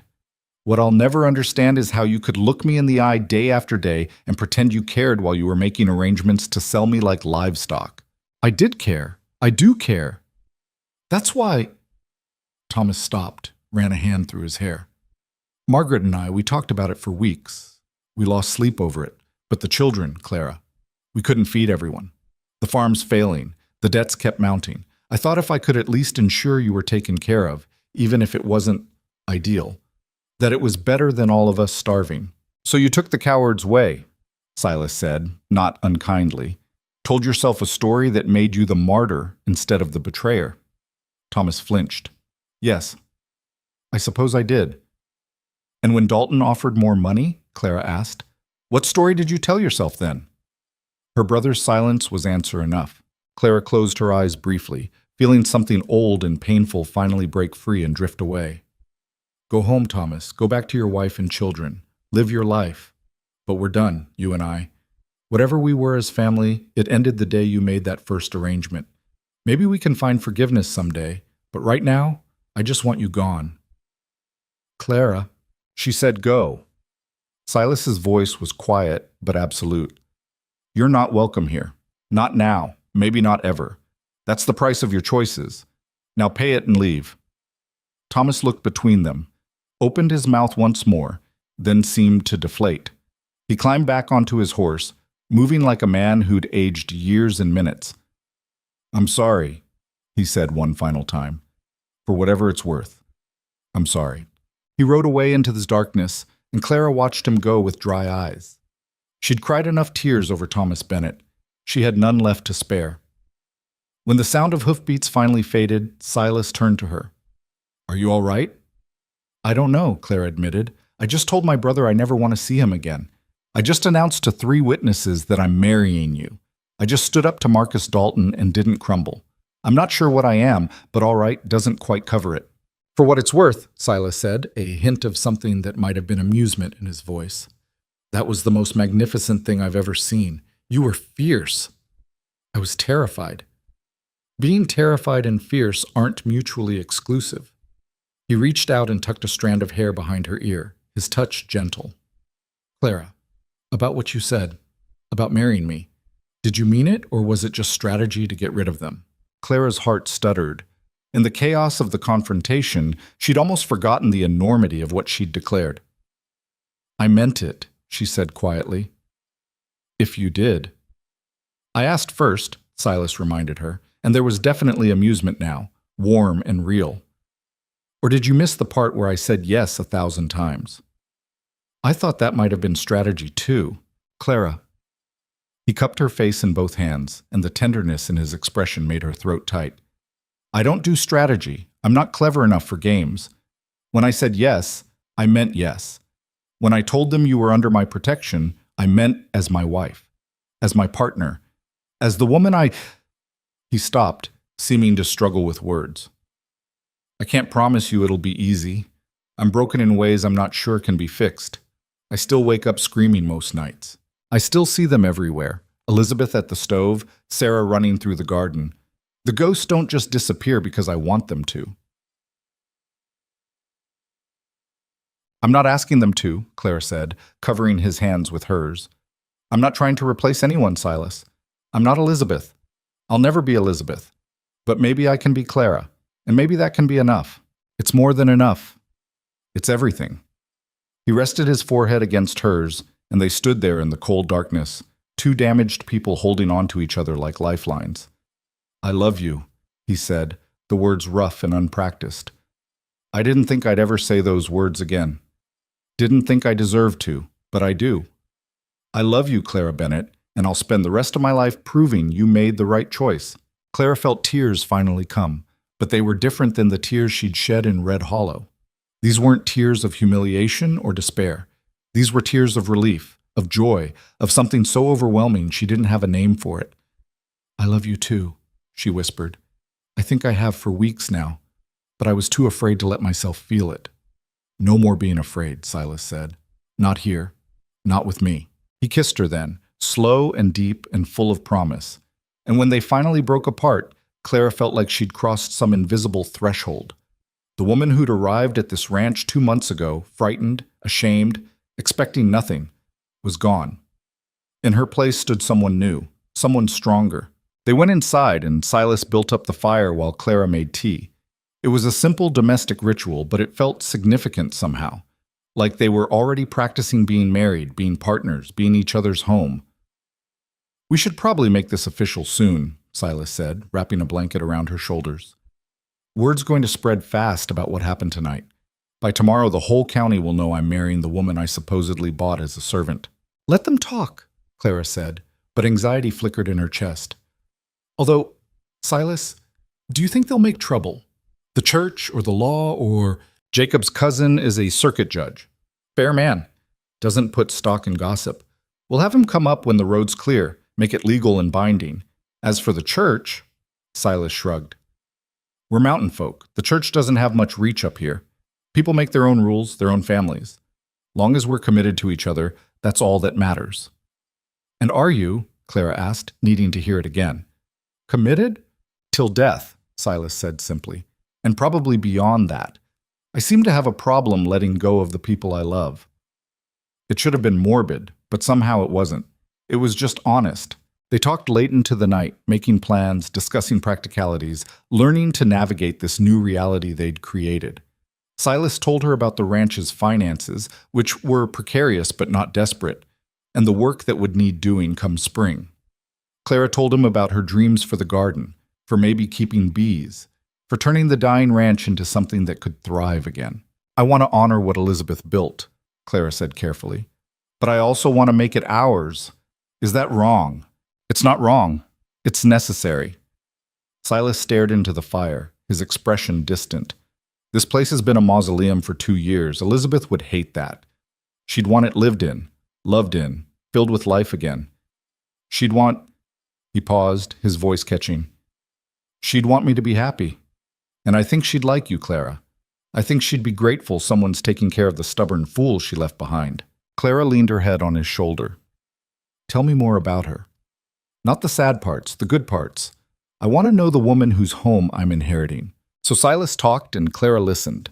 He told her about how Elizabeth had insisted on bringing her ridiculous spinning wheel across 3 states because her grandmother had taught her to spin, and she wasn't about to let the skill die. About how Sarah had been terrified of thunderstorms but loved watching lightning from the safety of her father's arms. About the garden parties Elizabeth had thrown for neighboring ranch wives, turning their isolated mountain into a community. About the laughter that had filled these rooms, the music, the life, And as he talked, Clara felt Elizabeth's ghost settle around them, not as a haunting, but as a blessing. The woman who'd loved this place was making room for the woman who would love it next. When Silas finally fell silent, exhausted by memory and emotion, Clara asked, "What about Sarah's room? The one upstairs you won't let me in?" His whole body tensed. "Clara, I'm not saying we need to do anything with it now. But someday, Silas. Someday we'll need to let her go too. Not forget her, never forget her, but let her rest." "I know." His voice was barely a whisper. "I know you're right. I just can't. Not yet." "Then not yet," Clara agreed. "But when you're ready, I'll be here. We'll do it together." The weeks that followed were strange and wonderful and occasionally terrifying. Jacob spread the word about their engagement, and the mountain community's response was mixed. Some of the neighboring ranchers sent congratulations. Others sent nothing, their silence speaking volumes. But a few, the ones who'd known Elizabeth, who remembered Silas before grief had hollowed him out, those few sent gifts. A set of iron cookware, seeds for spring planting, a beautiful quilt pieced together by the women of the Methodist congregation at the base of the mountain. "They're giving us their blessing," Silas said, touching the quilt with wonder. "They're saying we have the right to start over." "We do have the right," Clara said firmly. "Everyone does." The judge came in early November, riding up with Jacob and his wife Martha, who insisted on being witness. The ceremony was simple, conducted in the parlor with the fire crackling and snow falling softly outside. Clara wore her best dress, which wasn't saying much, and Silas had trimmed his beard and hair, making him look almost civilized. "Do you, Silas Mercer, take this woman to be your lawfully wedded wife?" Judge Morrison asked. "I do," Silas said, his eyes never leaving Clara's face. "And do you, Clara Bennett, take this man to be your lawfully wedded husband?" Clara thought about the woman she'd been in Red Hollow, small, ashamed, convinced of her own worthlessness. Then she looked at Silas, at the home they were building, at the future spreading before them like untracked snow, full of possibility. "I do," she said, and meant it with every fiber of her being. "Then by the power vested in me by the territorial government, I pronounce you husband and wife. Silas, you may kiss your bride." Silas cupped Clara's face in his rough, scarred hands and kissed her with a tenderness that made Martha sigh and Jacob clear his throat awkwardly. When they broke apart, both were smiling. "Well," the judge said, closing his book with satisfaction, "that's done and legal. Anyone tries to say otherwise, you send them to me. I'll set them straight." They celebrated with a simple meal. Clara's cooking had improved dramatically over the months, and Jacob told stories about Silas as a young man that made Clara laugh until her sides hurt. "He once tried to rope a mountain lion," Jacob said, his eyes twinkling. "Thought he could tame it like a horse." "I was 16 and an idiot," Silas protested, but he was grinning. Clara had never seen him grin before. It transformed his entire face, making him look younger, lighter. "And how did that turn out?" Clara asked. 13 stitches and a newfound respect for things with claws, Silas admitted. "Elizabeth never let me forget it." The easy way he said her name, without pain, made Clara's heart swell. They were healing, both of them. When Jacob and Martha and the judge finally left, promising to return in spring, Clara and Silas stood on the porch watching them go. "So," Silas said, "we're married." "So we are," Clara agreed. "Having regrets yet?" He pulled her close, wrapping his arms around her from behind, his chin resting on top of her head. "Not a single one. You?" "Only that we didn't do this sooner." They stood there as darkness fell, watching the first stars emerge. The ranch stretched around them, still rough, still requiring work, but no longer dying. The garden slept under snow, waiting for spring. The animals were secured and fed. The house behind them was warm and filled with the smell of dinner and wood smoke. "Clara?" Silas said quietly. "Thank you. For seeing something in me worth saving, for not giving up on this place, for being brave enough to choose this life." Clara turned in his arms to face him. "Thank you for giving me a place to be brave, for seeing me as something more than the town's joke, for choosing me back. Always," Silas promised. "From now until forever. You're stuck with me, Mrs. Mercer." Mrs. Mercer. Clara tested the name silently and found she loved it, not because it erased who she'd been, but because it acknowledged who she was becoming. They went inside together, closing the door on the cold and the darkness. And for the first time in 2 years, the house didn't feel haunted. It felt like what it had always been meant to be, a home. But peace, Clara was learning, was never permanent on the frontier. Life had a way of testing you just when you thought you'd found solid ground. 3 weeks after the wedding, as December deepened and the mountain prepared for true winter, a rider came up the trail. Clara saw him first from the kitchen window, a young man, barely 20, riding a horse that looked like it had been pushed too hard. She called for Silas, who emerged from the barn with that wariness that never quite left him. The rider pulled up, breathing hard. "Mr. Mercer, I'm David Porter. I work for the Hendersons down in the valley. There's trouble. Bad trouble. Mr. Henderson sent me to ask for help." "What kind of trouble?" Silas's hand rested on the rifle leaning against the porch rail. "Dalton." The name fell like a stone. "He's been buying up debt all over the county, foreclosing on people. The Hendersons owe him money from a bad loan and he's calling it due. He's threatening to take their ranch, their cattle, everything. They've got nowhere to go, Mr. Mercer. 4 kids, and Mrs. Henderson's pregnant again. They're desperate." Clara's stomach turned. "Why would Henderson send to us? We barely know them." "Because you stood up to Dalton, ma'am. You and Mr. Mercer both. Word spread about what happened here that night. How you refused to let him buy you like property. How Mr. Mercer backed you. People are starting to think maybe Dalton can be beaten. Maybe someone just needs to show them how." Silas exchanged a long look with Clara. "This isn't our fight, David. I'm sorry for the Hendersons, but getting between a man and his debts is dangerous business." "I know, sir, but Mr. Henderson said to tell you something. He said to tell you that 2 years ago, when your wife and daughter got sick, he and his wife took care of them, stayed with them when you couldn't, made sure they weren't alone at the end. He said you'd understand what that meant." The color drained from Silas's face. "Henderson was there?" "Him and Mrs. Henderson both. They caught the fever too, but they survived. Barely. They never told you because they knew you'd feel obligated, and they didn't want that. But they're telling you now because they're out of options." Silas turned away, his hands gripping the porch rail so hard his knuckles went white. Clara moved to stand beside him, her hand finding his.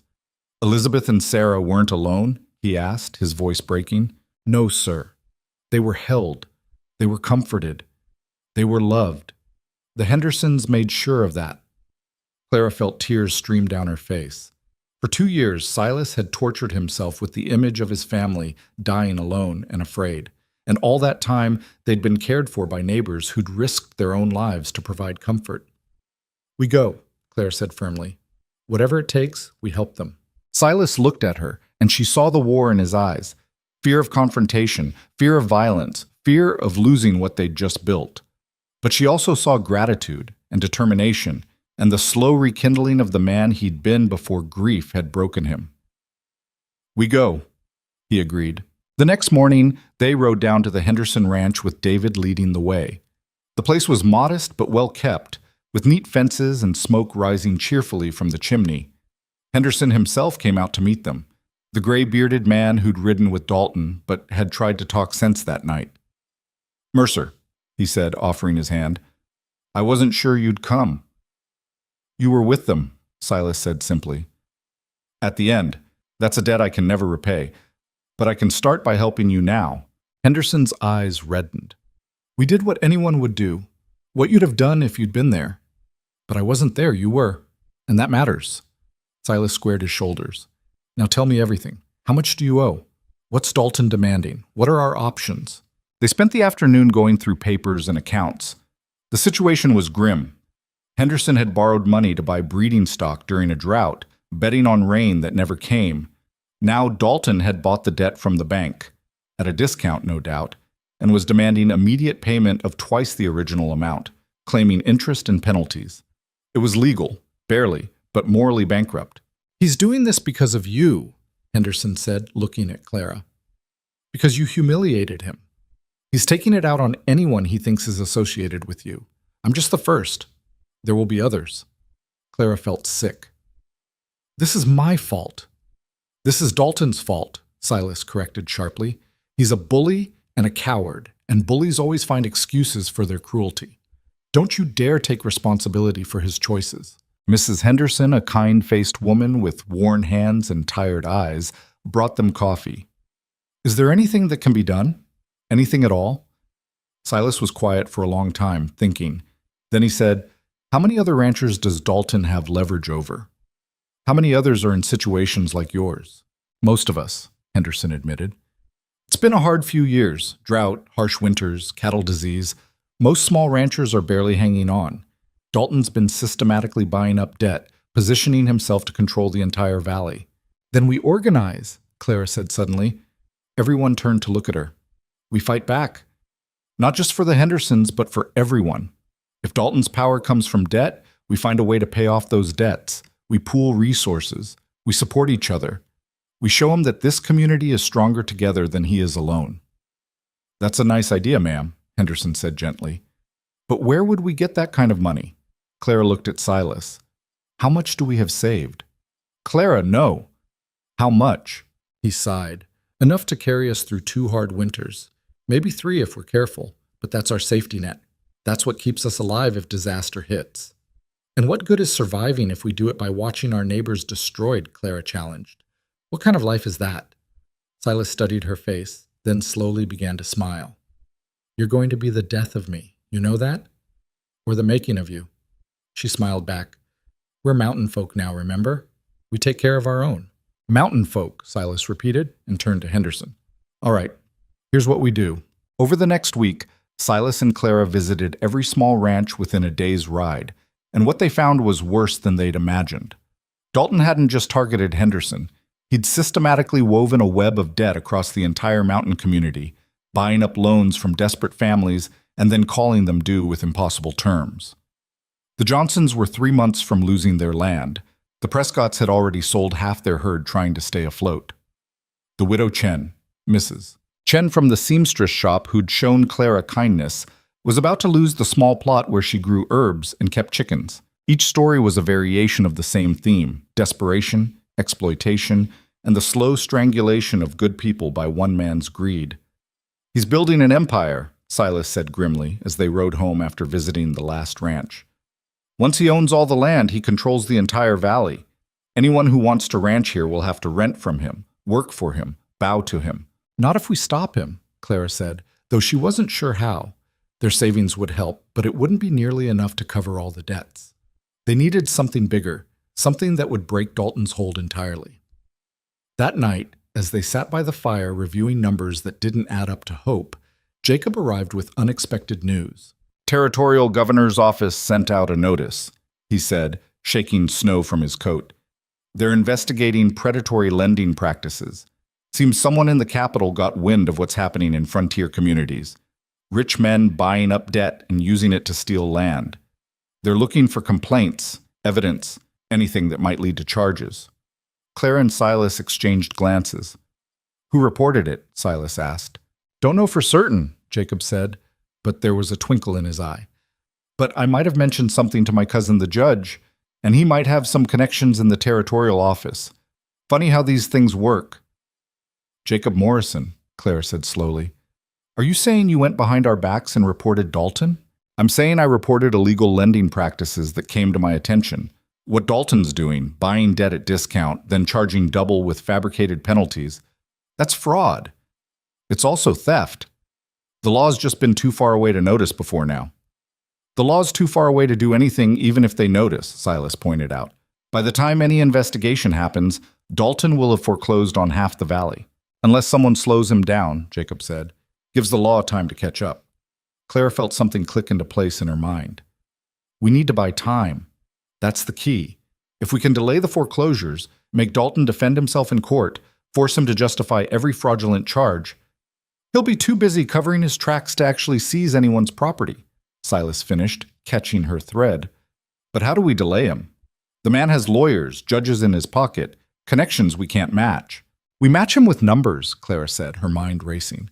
"With witnesses. With every person he's cheated standing together and refusing to be pushed around.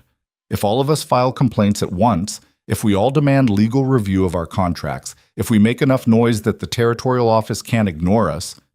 "He'll bury us in legal fees," Silas said. "None of us can afford lawyers." Then we represent ourselves, Clara shot back. We stand up in front of whatever judge will listen, and we tell the truth. We show the contracts, the impossible terms, the pattern of exploitation. Even if we lose individually, the sheer volume of cases will attract attention. It'll force an investigation. Jacob was nodding slowly. It could work. It's risky, but it could work. Though it'll require getting every family to agree, and that's no small feat. People are scared. Dalton's powerful. Then we make them more scared of doing nothing, Clara said with a determination that surprised even herself. We show them what happens if they don't fight back. Dalton owns everything, controls everything, and they become serfs on land that should have been their children's inheritance. Silas looked at his wife with something like awe. When did you become a revolutionary? The moment I realized I had something worth fighting for, Clara replied, meeting his eyes. A home, a future, people I care about. I won't let one cruel man steal that from us. The next 2 weeks were a whirlwind of activity. They organized a meeting at the old community hall at the base of the mountain, sending word to every ranch family in the region. Clara wasn't sure anyone would come. Fear was a powerful silencer. But when they arrived on the appointed evening, the hall was packed. 40 families, maybe more. Ranchers and farmers, old-timers and young couples. Even a few businessmen from the nearby settlements who'd suffered under Dalton's schemes. They filled the rough benches and lined the walls, their faces worn with worry, but lit with something that might have been hope. Silas stood at the front of the room, Clara beside him, and for a moment neither of them spoke. Clara could feel the weight of all those eyes, all that desperate expectation. Her stomach churned with nerves. Then Silas reached over and took her hand, squeezing gently. The gesture steadied her. "Thank you for coming," Silas began, his deep voice carrying to the back of the room. "I know it wasn't easy. I know some of you took risks just being here. But we're here because we have a common problem, and maybe, just maybe, a common solution." He laid out the situation clearly. Dalton's pattern of debt acquisition, the fraudulent terms, the upcoming foreclosures, the investigation from the territorial office, and the window of opportunity it represented. "We're not lawyers," Silas said bluntly. "We're not rich. We're not powerful. But we are many, and we are stubborn. And if we stand together, we might just be strong enough to hold our ground until the law catches up." "And if we're not," someone called from the back, "what if we fight and lose anyway? Then we've just made Dalton angry on top of everything else." Clara stepped forward before she could second-guess herself. "Then we lose fighting," she said, and her voice rang clear in the crowded hall. "We lose with our dignity intact. We lose knowing we tried. But I'll tell you what I've learned these past months. The only way you're guaranteed to lose is by surrendering before the fight even starts." She looked around the room, meeting eyes, willing them to understand. "Marcus Dalton made a mistake with me. He thought he could humiliate me into silence. He thought because I was a woman, because I'd been rejected and mocked, because my own brother had sold me, that I'd be too broken to fight back. But he was wrong. And he's wrong about you too. He thinks you're weak because you're in debt, because you've had hard years, because you're scattered across these mountains without much tying you together. But I've met you, I've visited your homes, I've seen what you've built against impossible odds. You're not weak, you're survivors, and survivors don't quit." The silence that followed was electric. Then Henderson stood up. "I'm in. Whatever it takes, I'm with you." "Us too," said Mrs. Prescott, clutching her husband's hand. One by one, families rose to their feet, the Johnsons, the widow Chen, the Rawlings family with their 5 red-headed children, the Blackwells, the Stones, the Coopers. Within minutes, the entire hall was standing, a united front of determination. "All right then," Silas said, and Clara heard emotion thicken his voice. "Let's get organized." They worked late into the night, documenting every contract, every debt, every instance of fraud they could identify. Clara took notes while Silas and Henderson coordinated. They divided into groups, some to file formal complaints with the territorial office, others to document Dalton's holdings and business practices. Still others to spread word to more distant communities who might be suffering the same exploitation. By midnight, they had a plan. It was imperfect and risky and depended on dozens of things going right, but it was a plan. More importantly, it was hope. As families began to leave, bundling children into wagons and promising to meet again soon, Henderson pulled Silas aside. "This is going to get ugly," he said quietly.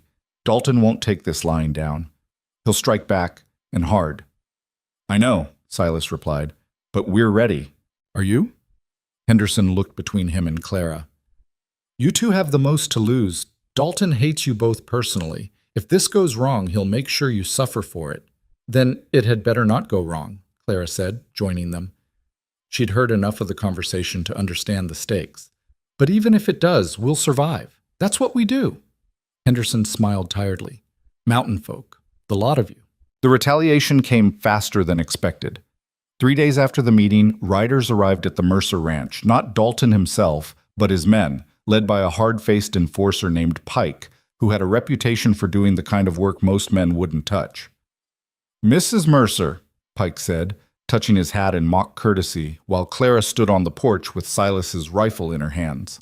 Silas was in the south pasture, too far to reach quickly. We have business to discuss. We have nothing to discuss with you or your employer, Clara said, proud that her voice stayed steady even though her heart was hammering. Oh, I think we do. Pike swung down from his horse, his 3 companions following suit. See? Mr. Dalton's heard about your little organizing effort. He's concerned. Thinks maybe you don't understand the seriousness of contractual obligations. We understand just fine, Clara said, raising the rifle slightly. What we don't understand is fraud disguised as business. Now get off our property. Pike laughed. You gonna shoot me, Mrs. Mercer? A woman like you who probably never held a gun before coming to this mountain? I don't think so. You'd be surprised what I've learned to do. Clara's finger moved to the trigger guard, not quite touching it, but close enough to make her intent clear. My husband killed an 800-pound bear that was threatening our home. You really think we're afraid of men playing at being dangerous? The comparison must have struck a nerve because Pike's smile vanished. Dalton's making one final offer. Drop this crusade. Convince the others to back down. In return, he'll extend your friends' payment terms. Give them breathing room. Everyone wins. Everyone except the next desperate family Dalton decides to exploit, Claire said. No deal. Then you're making a mistake. Pike's hand drifted toward his gun belt. A big one. The crack of a rifle shot made everyone freeze. It had come from the ridge behind the barn, a warning shot, deliberately aimed high but close enough to make its point. Silas emerged from the tree line, his own rifle trained on Pike and his men. He must have seen them coming and circled around, getting the high ground. Jacob was with him, also armed. The lady said no deal, Silas called out, his voice carrying across the yard.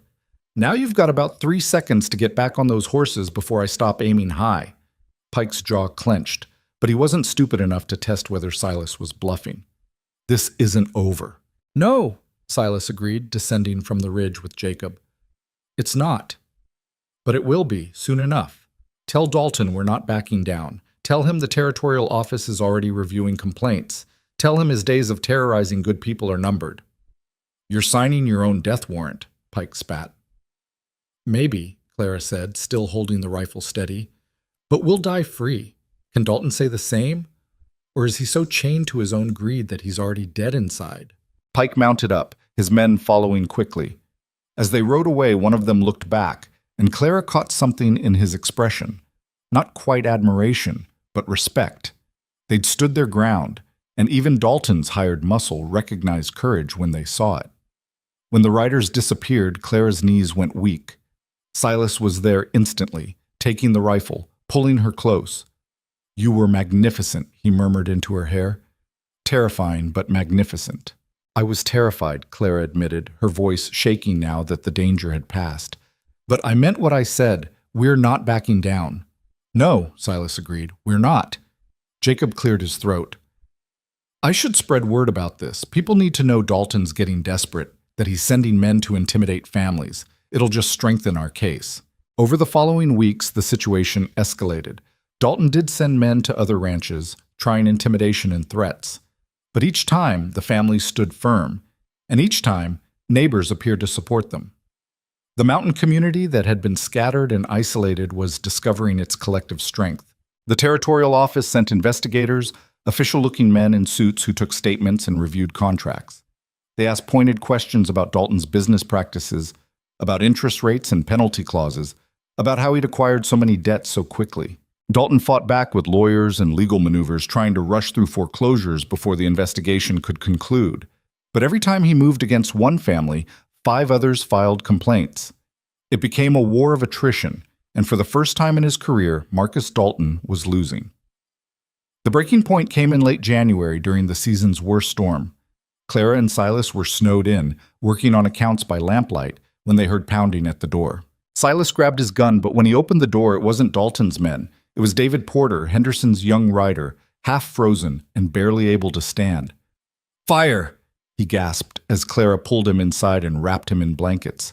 "The Henderson Ranch! It's burning!" They rode through the storm despite the danger, arriving to find the house ablaze and neighbors already fighting the fire. The family had gotten out safely, thank mercy, but the house was gone, and with it, years of accumulated possessions and memories. Henderson stood in the snow, watching his home burn, his arm around his sobbing wife. "Was it an accident?" Silas asked, though they all knew the answer. "My barn was locked from the outside," Henderson said flatly. "Someone wanted to make sure I couldn't get the animals out in time. If David hadn't been sleeping in the loft and woke up when he smelled smoke, we'd have lost everything." "Dalton," Clara breathed. "Can't prove it," Henderson said. "But we all know. The fire changed everything. What had been a legal battle became personal. The Mountain families were angry now, not just scared. By morning, word had spread and volunteers arrived to help the Hendersons, bringing lumber, supplies, labor. Within days, the framework of a new house was rising, built by hands from every ranch in the valley. And someone, no one admitted who, made sure the territorial investigators heard about the fire, about the suspicious circumstances, about the timing, coming just days after Henderson had filed his official complaint. 2 weeks later, the news came down from the Capitol. The territorial office was bringing charges against Marcus Dalton for fraud, extortion, and suspected arson. His assets were being frozen pending investigation. All foreclosure proceedings were suspended indefinitely. The Mountain families had won. The celebration at the community hall was raucous and joyful, full of music and dancing, and the kind of laughter that comes from surviving something that should have destroyed you. Clara found herself pulled into dances by men she barely knew, hugged by women who called her sister, thanked by families whose names she was still learning. "You did this," Mrs. Henderson said, tears streaming down her weathered face. "You and Silas both. You gave us hope when we had none." "We all did it," Clara corrected gently. "Every family that stood up, every person who refused to quit. That's what won this fight. Not me, not Silas, but all of us together." But later, when the party was winding down and people were beginning the trek back to their homes, Henderson pulled Silas aside for a private word. Clara saw them talking, saw Silas's expression shift from surprise to something deeper. When her husband returned to her side, his eyes were bright. "What did he say?" Clara asked. "He thanked me, specifically for being there, for helping, when I didn't have to." Silas's voice was rough. "He said Elizabeth would be proud of the man I've become, that she always believed I was better than I gave myself credit for, and that finally I was proving her right." Clara's throat tightened. "She would be proud. I know she would." "I think she'd be proud of you too," Silas said, pulling her close. "For taking a broken man and a dying ranch and somehow making both of us whole again." They rode home through the winter night, the stars brilliant overhead, the mountains solid and eternal around them. As they crested the final ridge and saw their ranch below, lights glowing in the windows, smoke rising from the chimney, the sturdy buildings standing strong against the elements, Clara felt something profound settle in her chest. This was home. Not because it was comfortable or easy, but because it was theirs. Because they'd fought for it, built it, defended it together. "What are you thinking?" Silas asked as they approached the barn. Clara smiled. "I'm thinking about the woman I was 6 months ago, broken and ashamed, convinced I was worthless. And I'm thinking about the woman I am now, married to a man I love, part of a community that respects me, strong enough to stand up to bullies and win. It's like I'm a completely different person." "You're not different," Silas said, helping her down from her horse. "You were always this strong, this brave, this remarkable. You just needed a place where you could finally see it yourself." He kissed her there in the snow, and Clara kissed him back, tasting possibility and promise, and the strange, wonderful truth that sometimes the best things in life come disguised as disasters. They cared for the horses together, working in comfortable silence, then walked to the house hand in hand. Inside, the fire still burned and the kettle was still warm. Clara made tea while Silas banked the coals for the night, their evening ritual as familiar now as breathing. "Silas," Clara said as they settled by the fire. "Hmm? I want to do something. Something important." She paused, gathering courage. "I want to go through Sarah's room, together. I want to pack away her things with love and care, preserve her memory, but also make space for what comes next. Would that be all right?" Silas was quiet for so long, Clara thought she'd overstepped, but then he reached over and took her hand. "I think it's time," he said softly. "Past time, really. And I think I'm finally strong enough to do it as long as you're with me." "Always," Clara promised. "For this and everything else. Whatever comes, we face it together." "Together," Silas echoed, and the word felt like a vow more binding than any they'd spoken at their wedding. Outside, the wind howled and the snow fell, but inside, two people who'd been broken by life sat together by the fire, making plans for a future neither had thought possible. And somewhere in the space between them, in the warmth and the trust and the hard-won peace, the ghosts of the past finally smiled and stepped back, making room for whatever was coming next. The next morning dawned clear and cold, the kind of winter day where the sky looked like polished glass, and every breath turned to mist. Clara woke to find Silas already up, standing at the window and looking toward the mountains with an expression she'd learned to read as determination mixed with dread. "Today?" she asked softly, sitting up. He nodded without turning. "Today, before I lose my nerve." They took their time with breakfast, both of them moving through the familiar rituals of coffee and eggs and morning conversation about the livestock and the weather. But underneath it all ran a current of anticipation. They both knew what was coming, and neither wanted to rush toward it. Finally, when the dishes were washed and there were no more excuses, Silas took Clara's hand and led her upstairs. The door to Sarah's room had been closed for 2 years. Silas's hand trembled as he reached for the handle, and Clara covered his hand with hers, lending him strength. Together they turned it and pushed the door open. The room was exactly as it had been the day Sarah died. A small bed with a patchwork quilt, a wooden rocking horse by the window, toys scattered on the floor as if waiting for a child to return and play with them, a shelf of picture books, a rag doll sitting in a tiny chair, its button eyes seeming to watch them enter. The air smelled stale and sad, full of absence. Silas made a sound that was half sob, half laugh. "She loved that horse. I made it for her 3rd birthday. Spent weeks carving it, sanding it smooth so she wouldn't get splinters. She named it Thunder and insisted it could fly." "Tell me more," Clara said gently, leading him to sit on the bed. "Tell me about her." So Silas talked, and as he talked, they began to sort through Sarah's belongings. Not throwing them away, never that, but organizing them, honoring them, preparing them to be preserved rather than abandoned.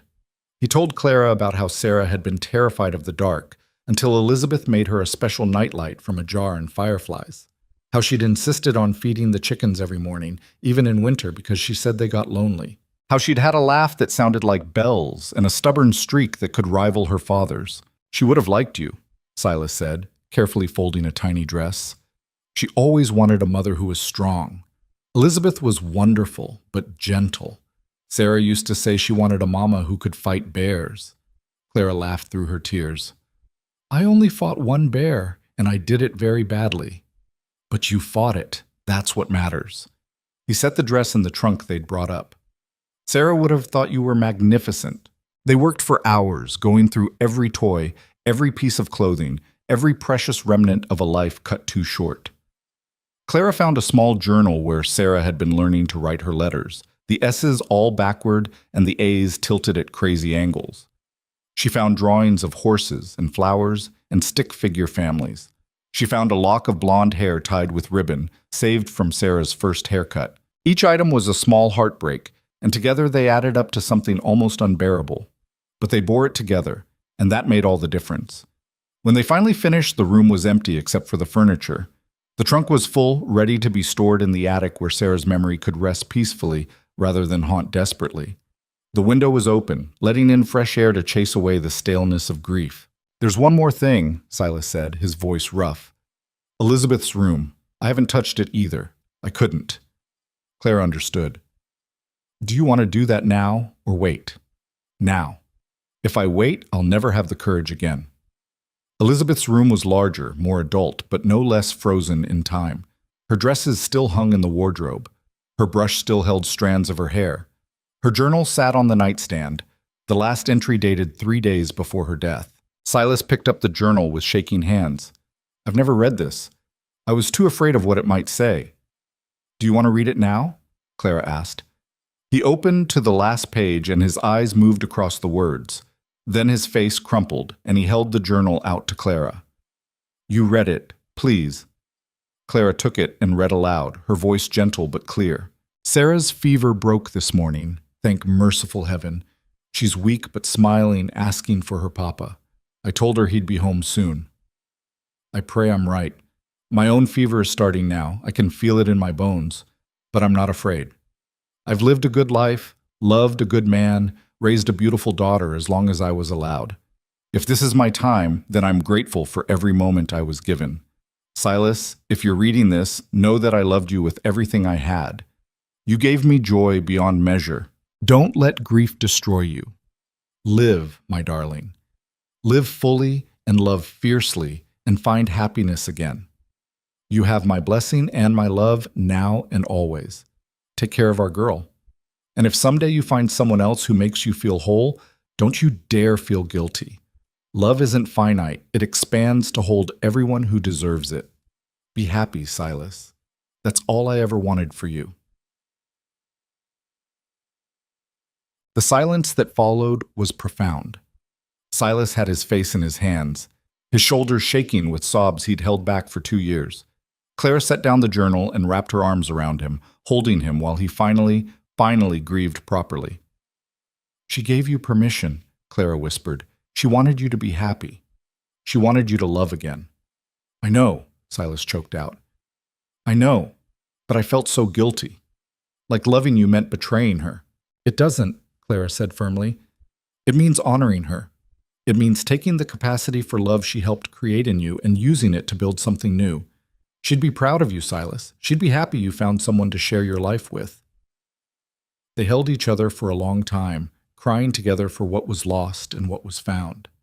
And when they finally pulled apart, both of them looked different, lighter somehow, as if a weight they'd been carrying had finally been set down. Thank you, Silas said, wiping his eyes, for being patient with me, for understanding that I needed time. We both needed time, Clara corrected, to learn who we were separately before we could be together properly. They spent the rest of the day going through Elizabeth's things with the same care they'd given Sarah's. Clara found a beautiful shawl that still smelled faintly of lavender, and Silas insisted she keep it. Elizabeth would want someone to use it, he said. She hated waste, hated the idea of beautiful things sitting unused. By evening, both rooms were clear, the trunks were in the attic, and the house felt different. Not empty, but peaceful. The ghosts had been honored and released, and what remained was space for new memories. What do we do with the rooms now? Silas asked as they stood in the hallway. Silas gone. Clara thought for a moment. Sarah's room could be a nursery again, someday, if we're blessed with that. And Elizabeth's room, she paused, then smiled. A sewing room, maybe, or a library, something alive and useful, something that honors the past by building toward the future. I like that, Silas said. He pulled her close, kissing her temple. I love you, Clara Mercer. I love your strength and your stubbornness and your absolute refusal to let broken things stay broken.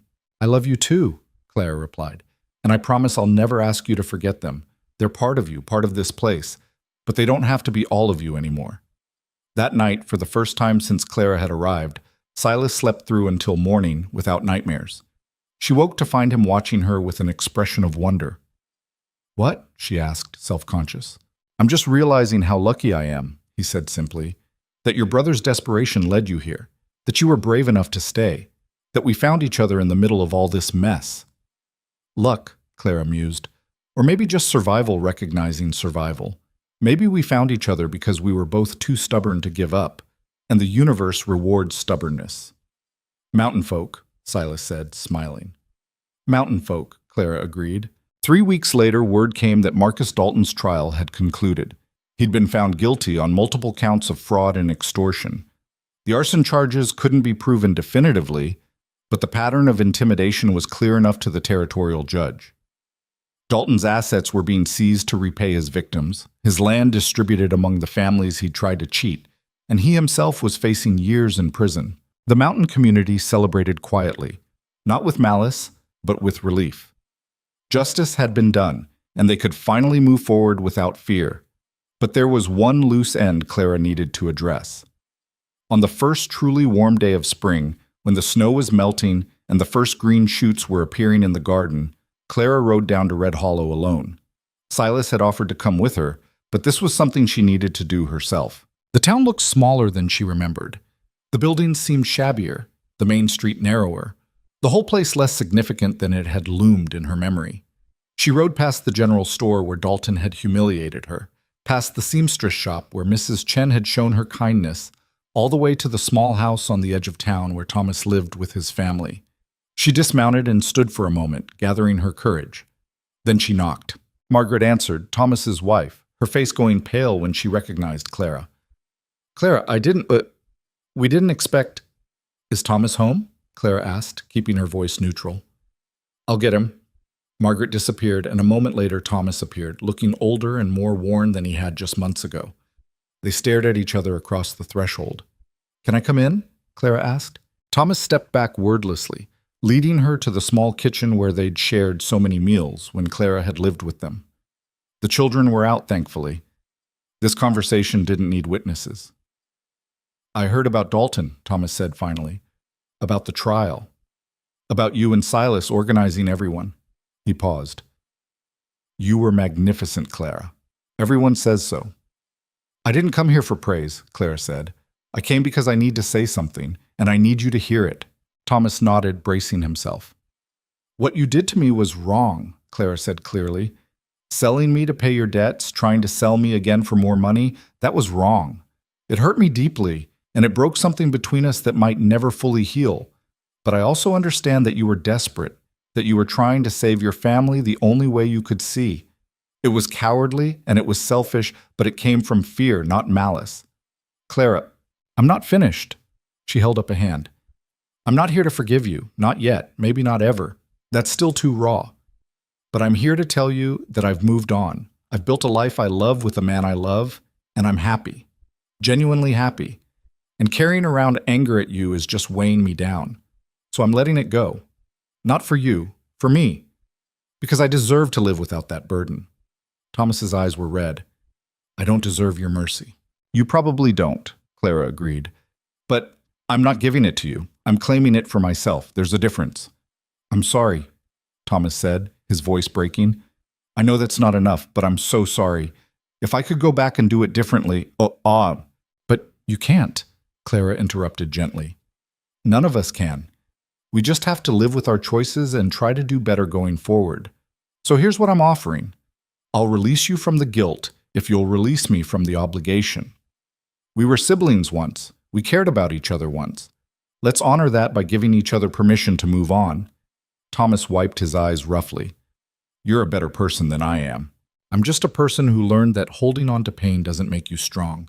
It makes you small. And I'm tired of being small. Clara stood. Take care of your family, Thomas. Raise your children well. Be a better father to them than you were a brother to me. That's all I ask. She turned to leave, but Thomas's voice stopped her. Clara, are you really happy? She looked back at him and smiled, and it was genuine. I really am. Happier than I ever thought possible. I have a home, a husband who sees me as an equal, work that matters, and a community that respects me. Life is hard, but it's mine, and that's everything. As she rode away from Red Hollow for what she suspected would be the last time, Clara felt something inside her chest finally unlock. She'd spent so many years defining herself by that town's standards, by their judgments and rejections, but she wasn't that woman anymore. She'd been transformed not by becoming someone different, but by finally becoming fully herself. When she crested the ridge and saw the ranch below, her home, with Silas working in the south pasture and smoke rising from their chimney, her heart swelled with a joy so profound it almost hurt. She urged her horse faster, eager to get home. Silas heard her coming and met her at the barn, concern on his face. How did it go? It went exactly how it needed to, Clara said, letting him help her down. I said what I needed to say, and now I'm done with it. Done with all of it. The past is the past, and I'm ready to focus on the future. Our future, Silas said, pulling her close. Our future, Clara agreed. Spring turned to summer, and the ranch thrived under their combined efforts. The garden Clara had rescued produced abundantly. The livestock multiplied. Silas expanded the pastures and started breeding horses, using skills he'd let languish during his years of grief. Clara started a small business selling herbs and preserved foods to neighboring ranches, her reputation for quality spreading quickly. The mountain community continued to grow stronger, bound together by their shared struggle against Dalton and their collective victory. Regular gatherings became tradition, harvest celebrations, barn raisings, winter festivals. Clara and Silas's ranch became a gathering place, partly because of its central location, but mostly because of the welcome they offered. You've done what I could never do, Silas told Clara one evening as they watched neighbors depart after a summer dinner party. You've made this place part of the community again. When it was just me, I'd isolated myself so completely that I might as well have been a hermit. You were grieving, Clara said. That's different from choosing isolation. And anyway, we did this together. You opened your home and your heart again. That took tremendous courage. In August, Clara discovered she was pregnant. The realization came slowly, then all at once.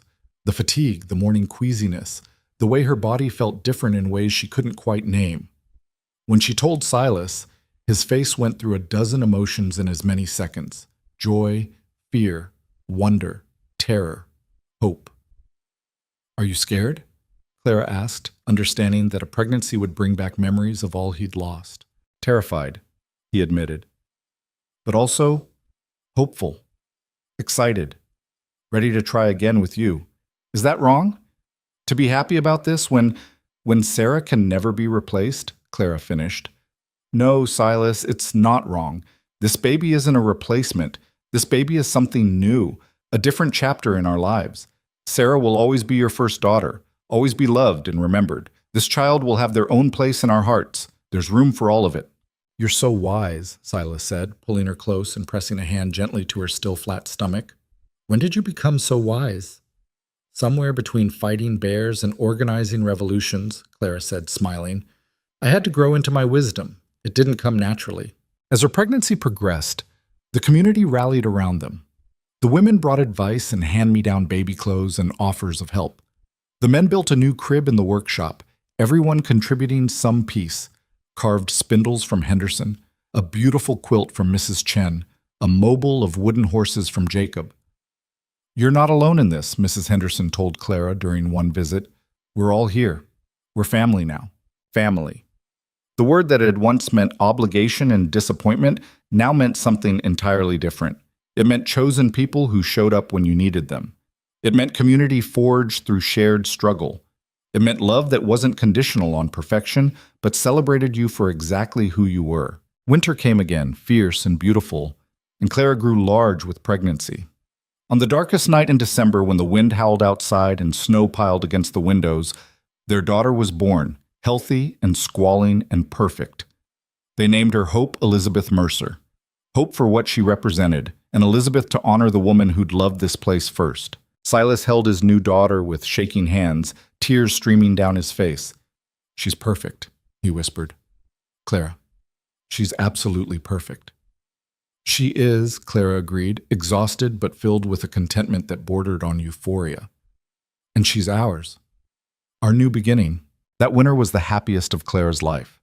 The ranch was cozy and warm, the woodpile stacked high, the pantry full of food they'd grown and preserved themselves.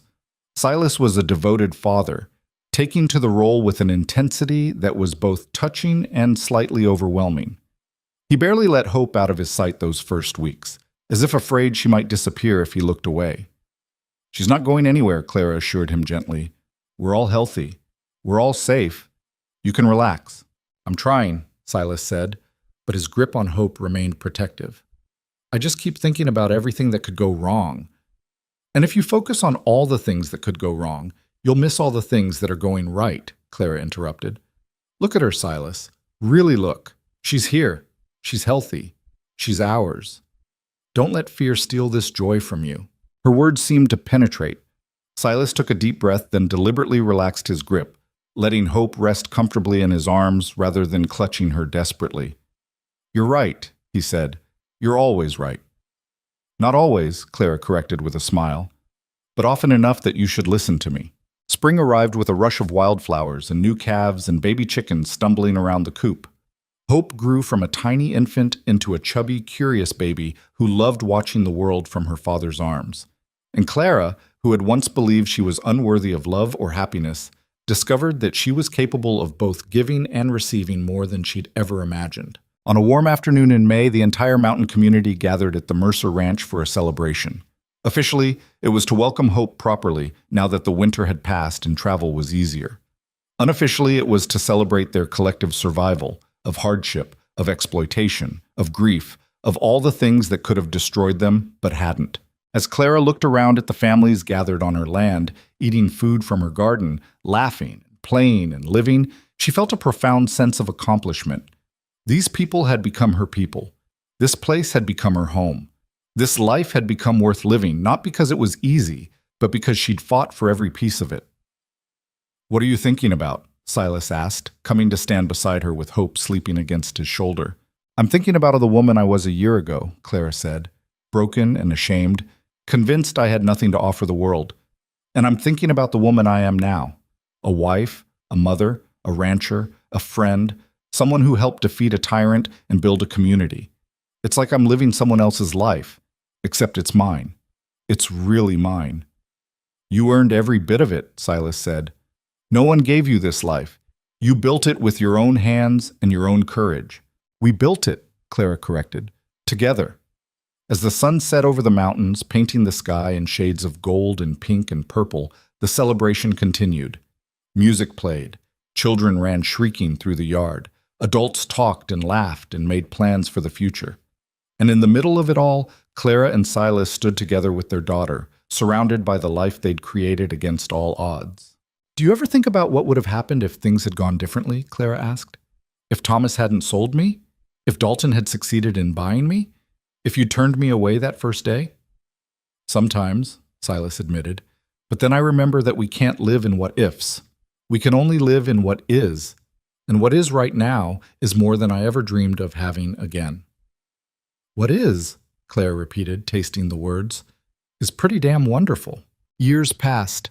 Hope grew into a bright, fearless child who loved horses and wasn't afraid of anything, much to her parents' combined terror and pride. The ranch prospered, becoming known throughout the territory for quality livestock and the finest preserved goods in 3 counties. Claire and Silas added 2 more children to their family, a son named Jacob, after the man who'd been steadfast in his friendship, and another daughter named Sarah, carrying forward the name with honor and love. The mountain community continued to thrive, bound together by shared history and mutual support. Marcus Dalton became a cautionary tale told to warn against greed and cruelty.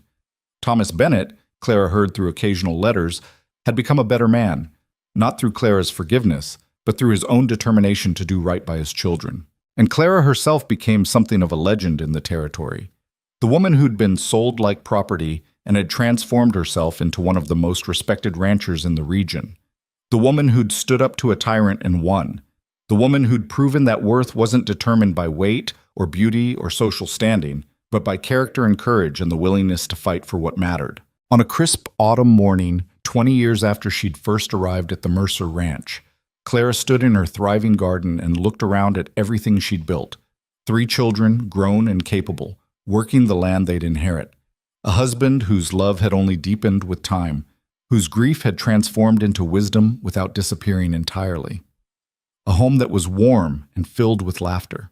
A community that thrived because its members supported each other rather than tearing each other down. She thought about the desperate woman who'd climbed into that wagon so long ago, expecting nothing but survival at best.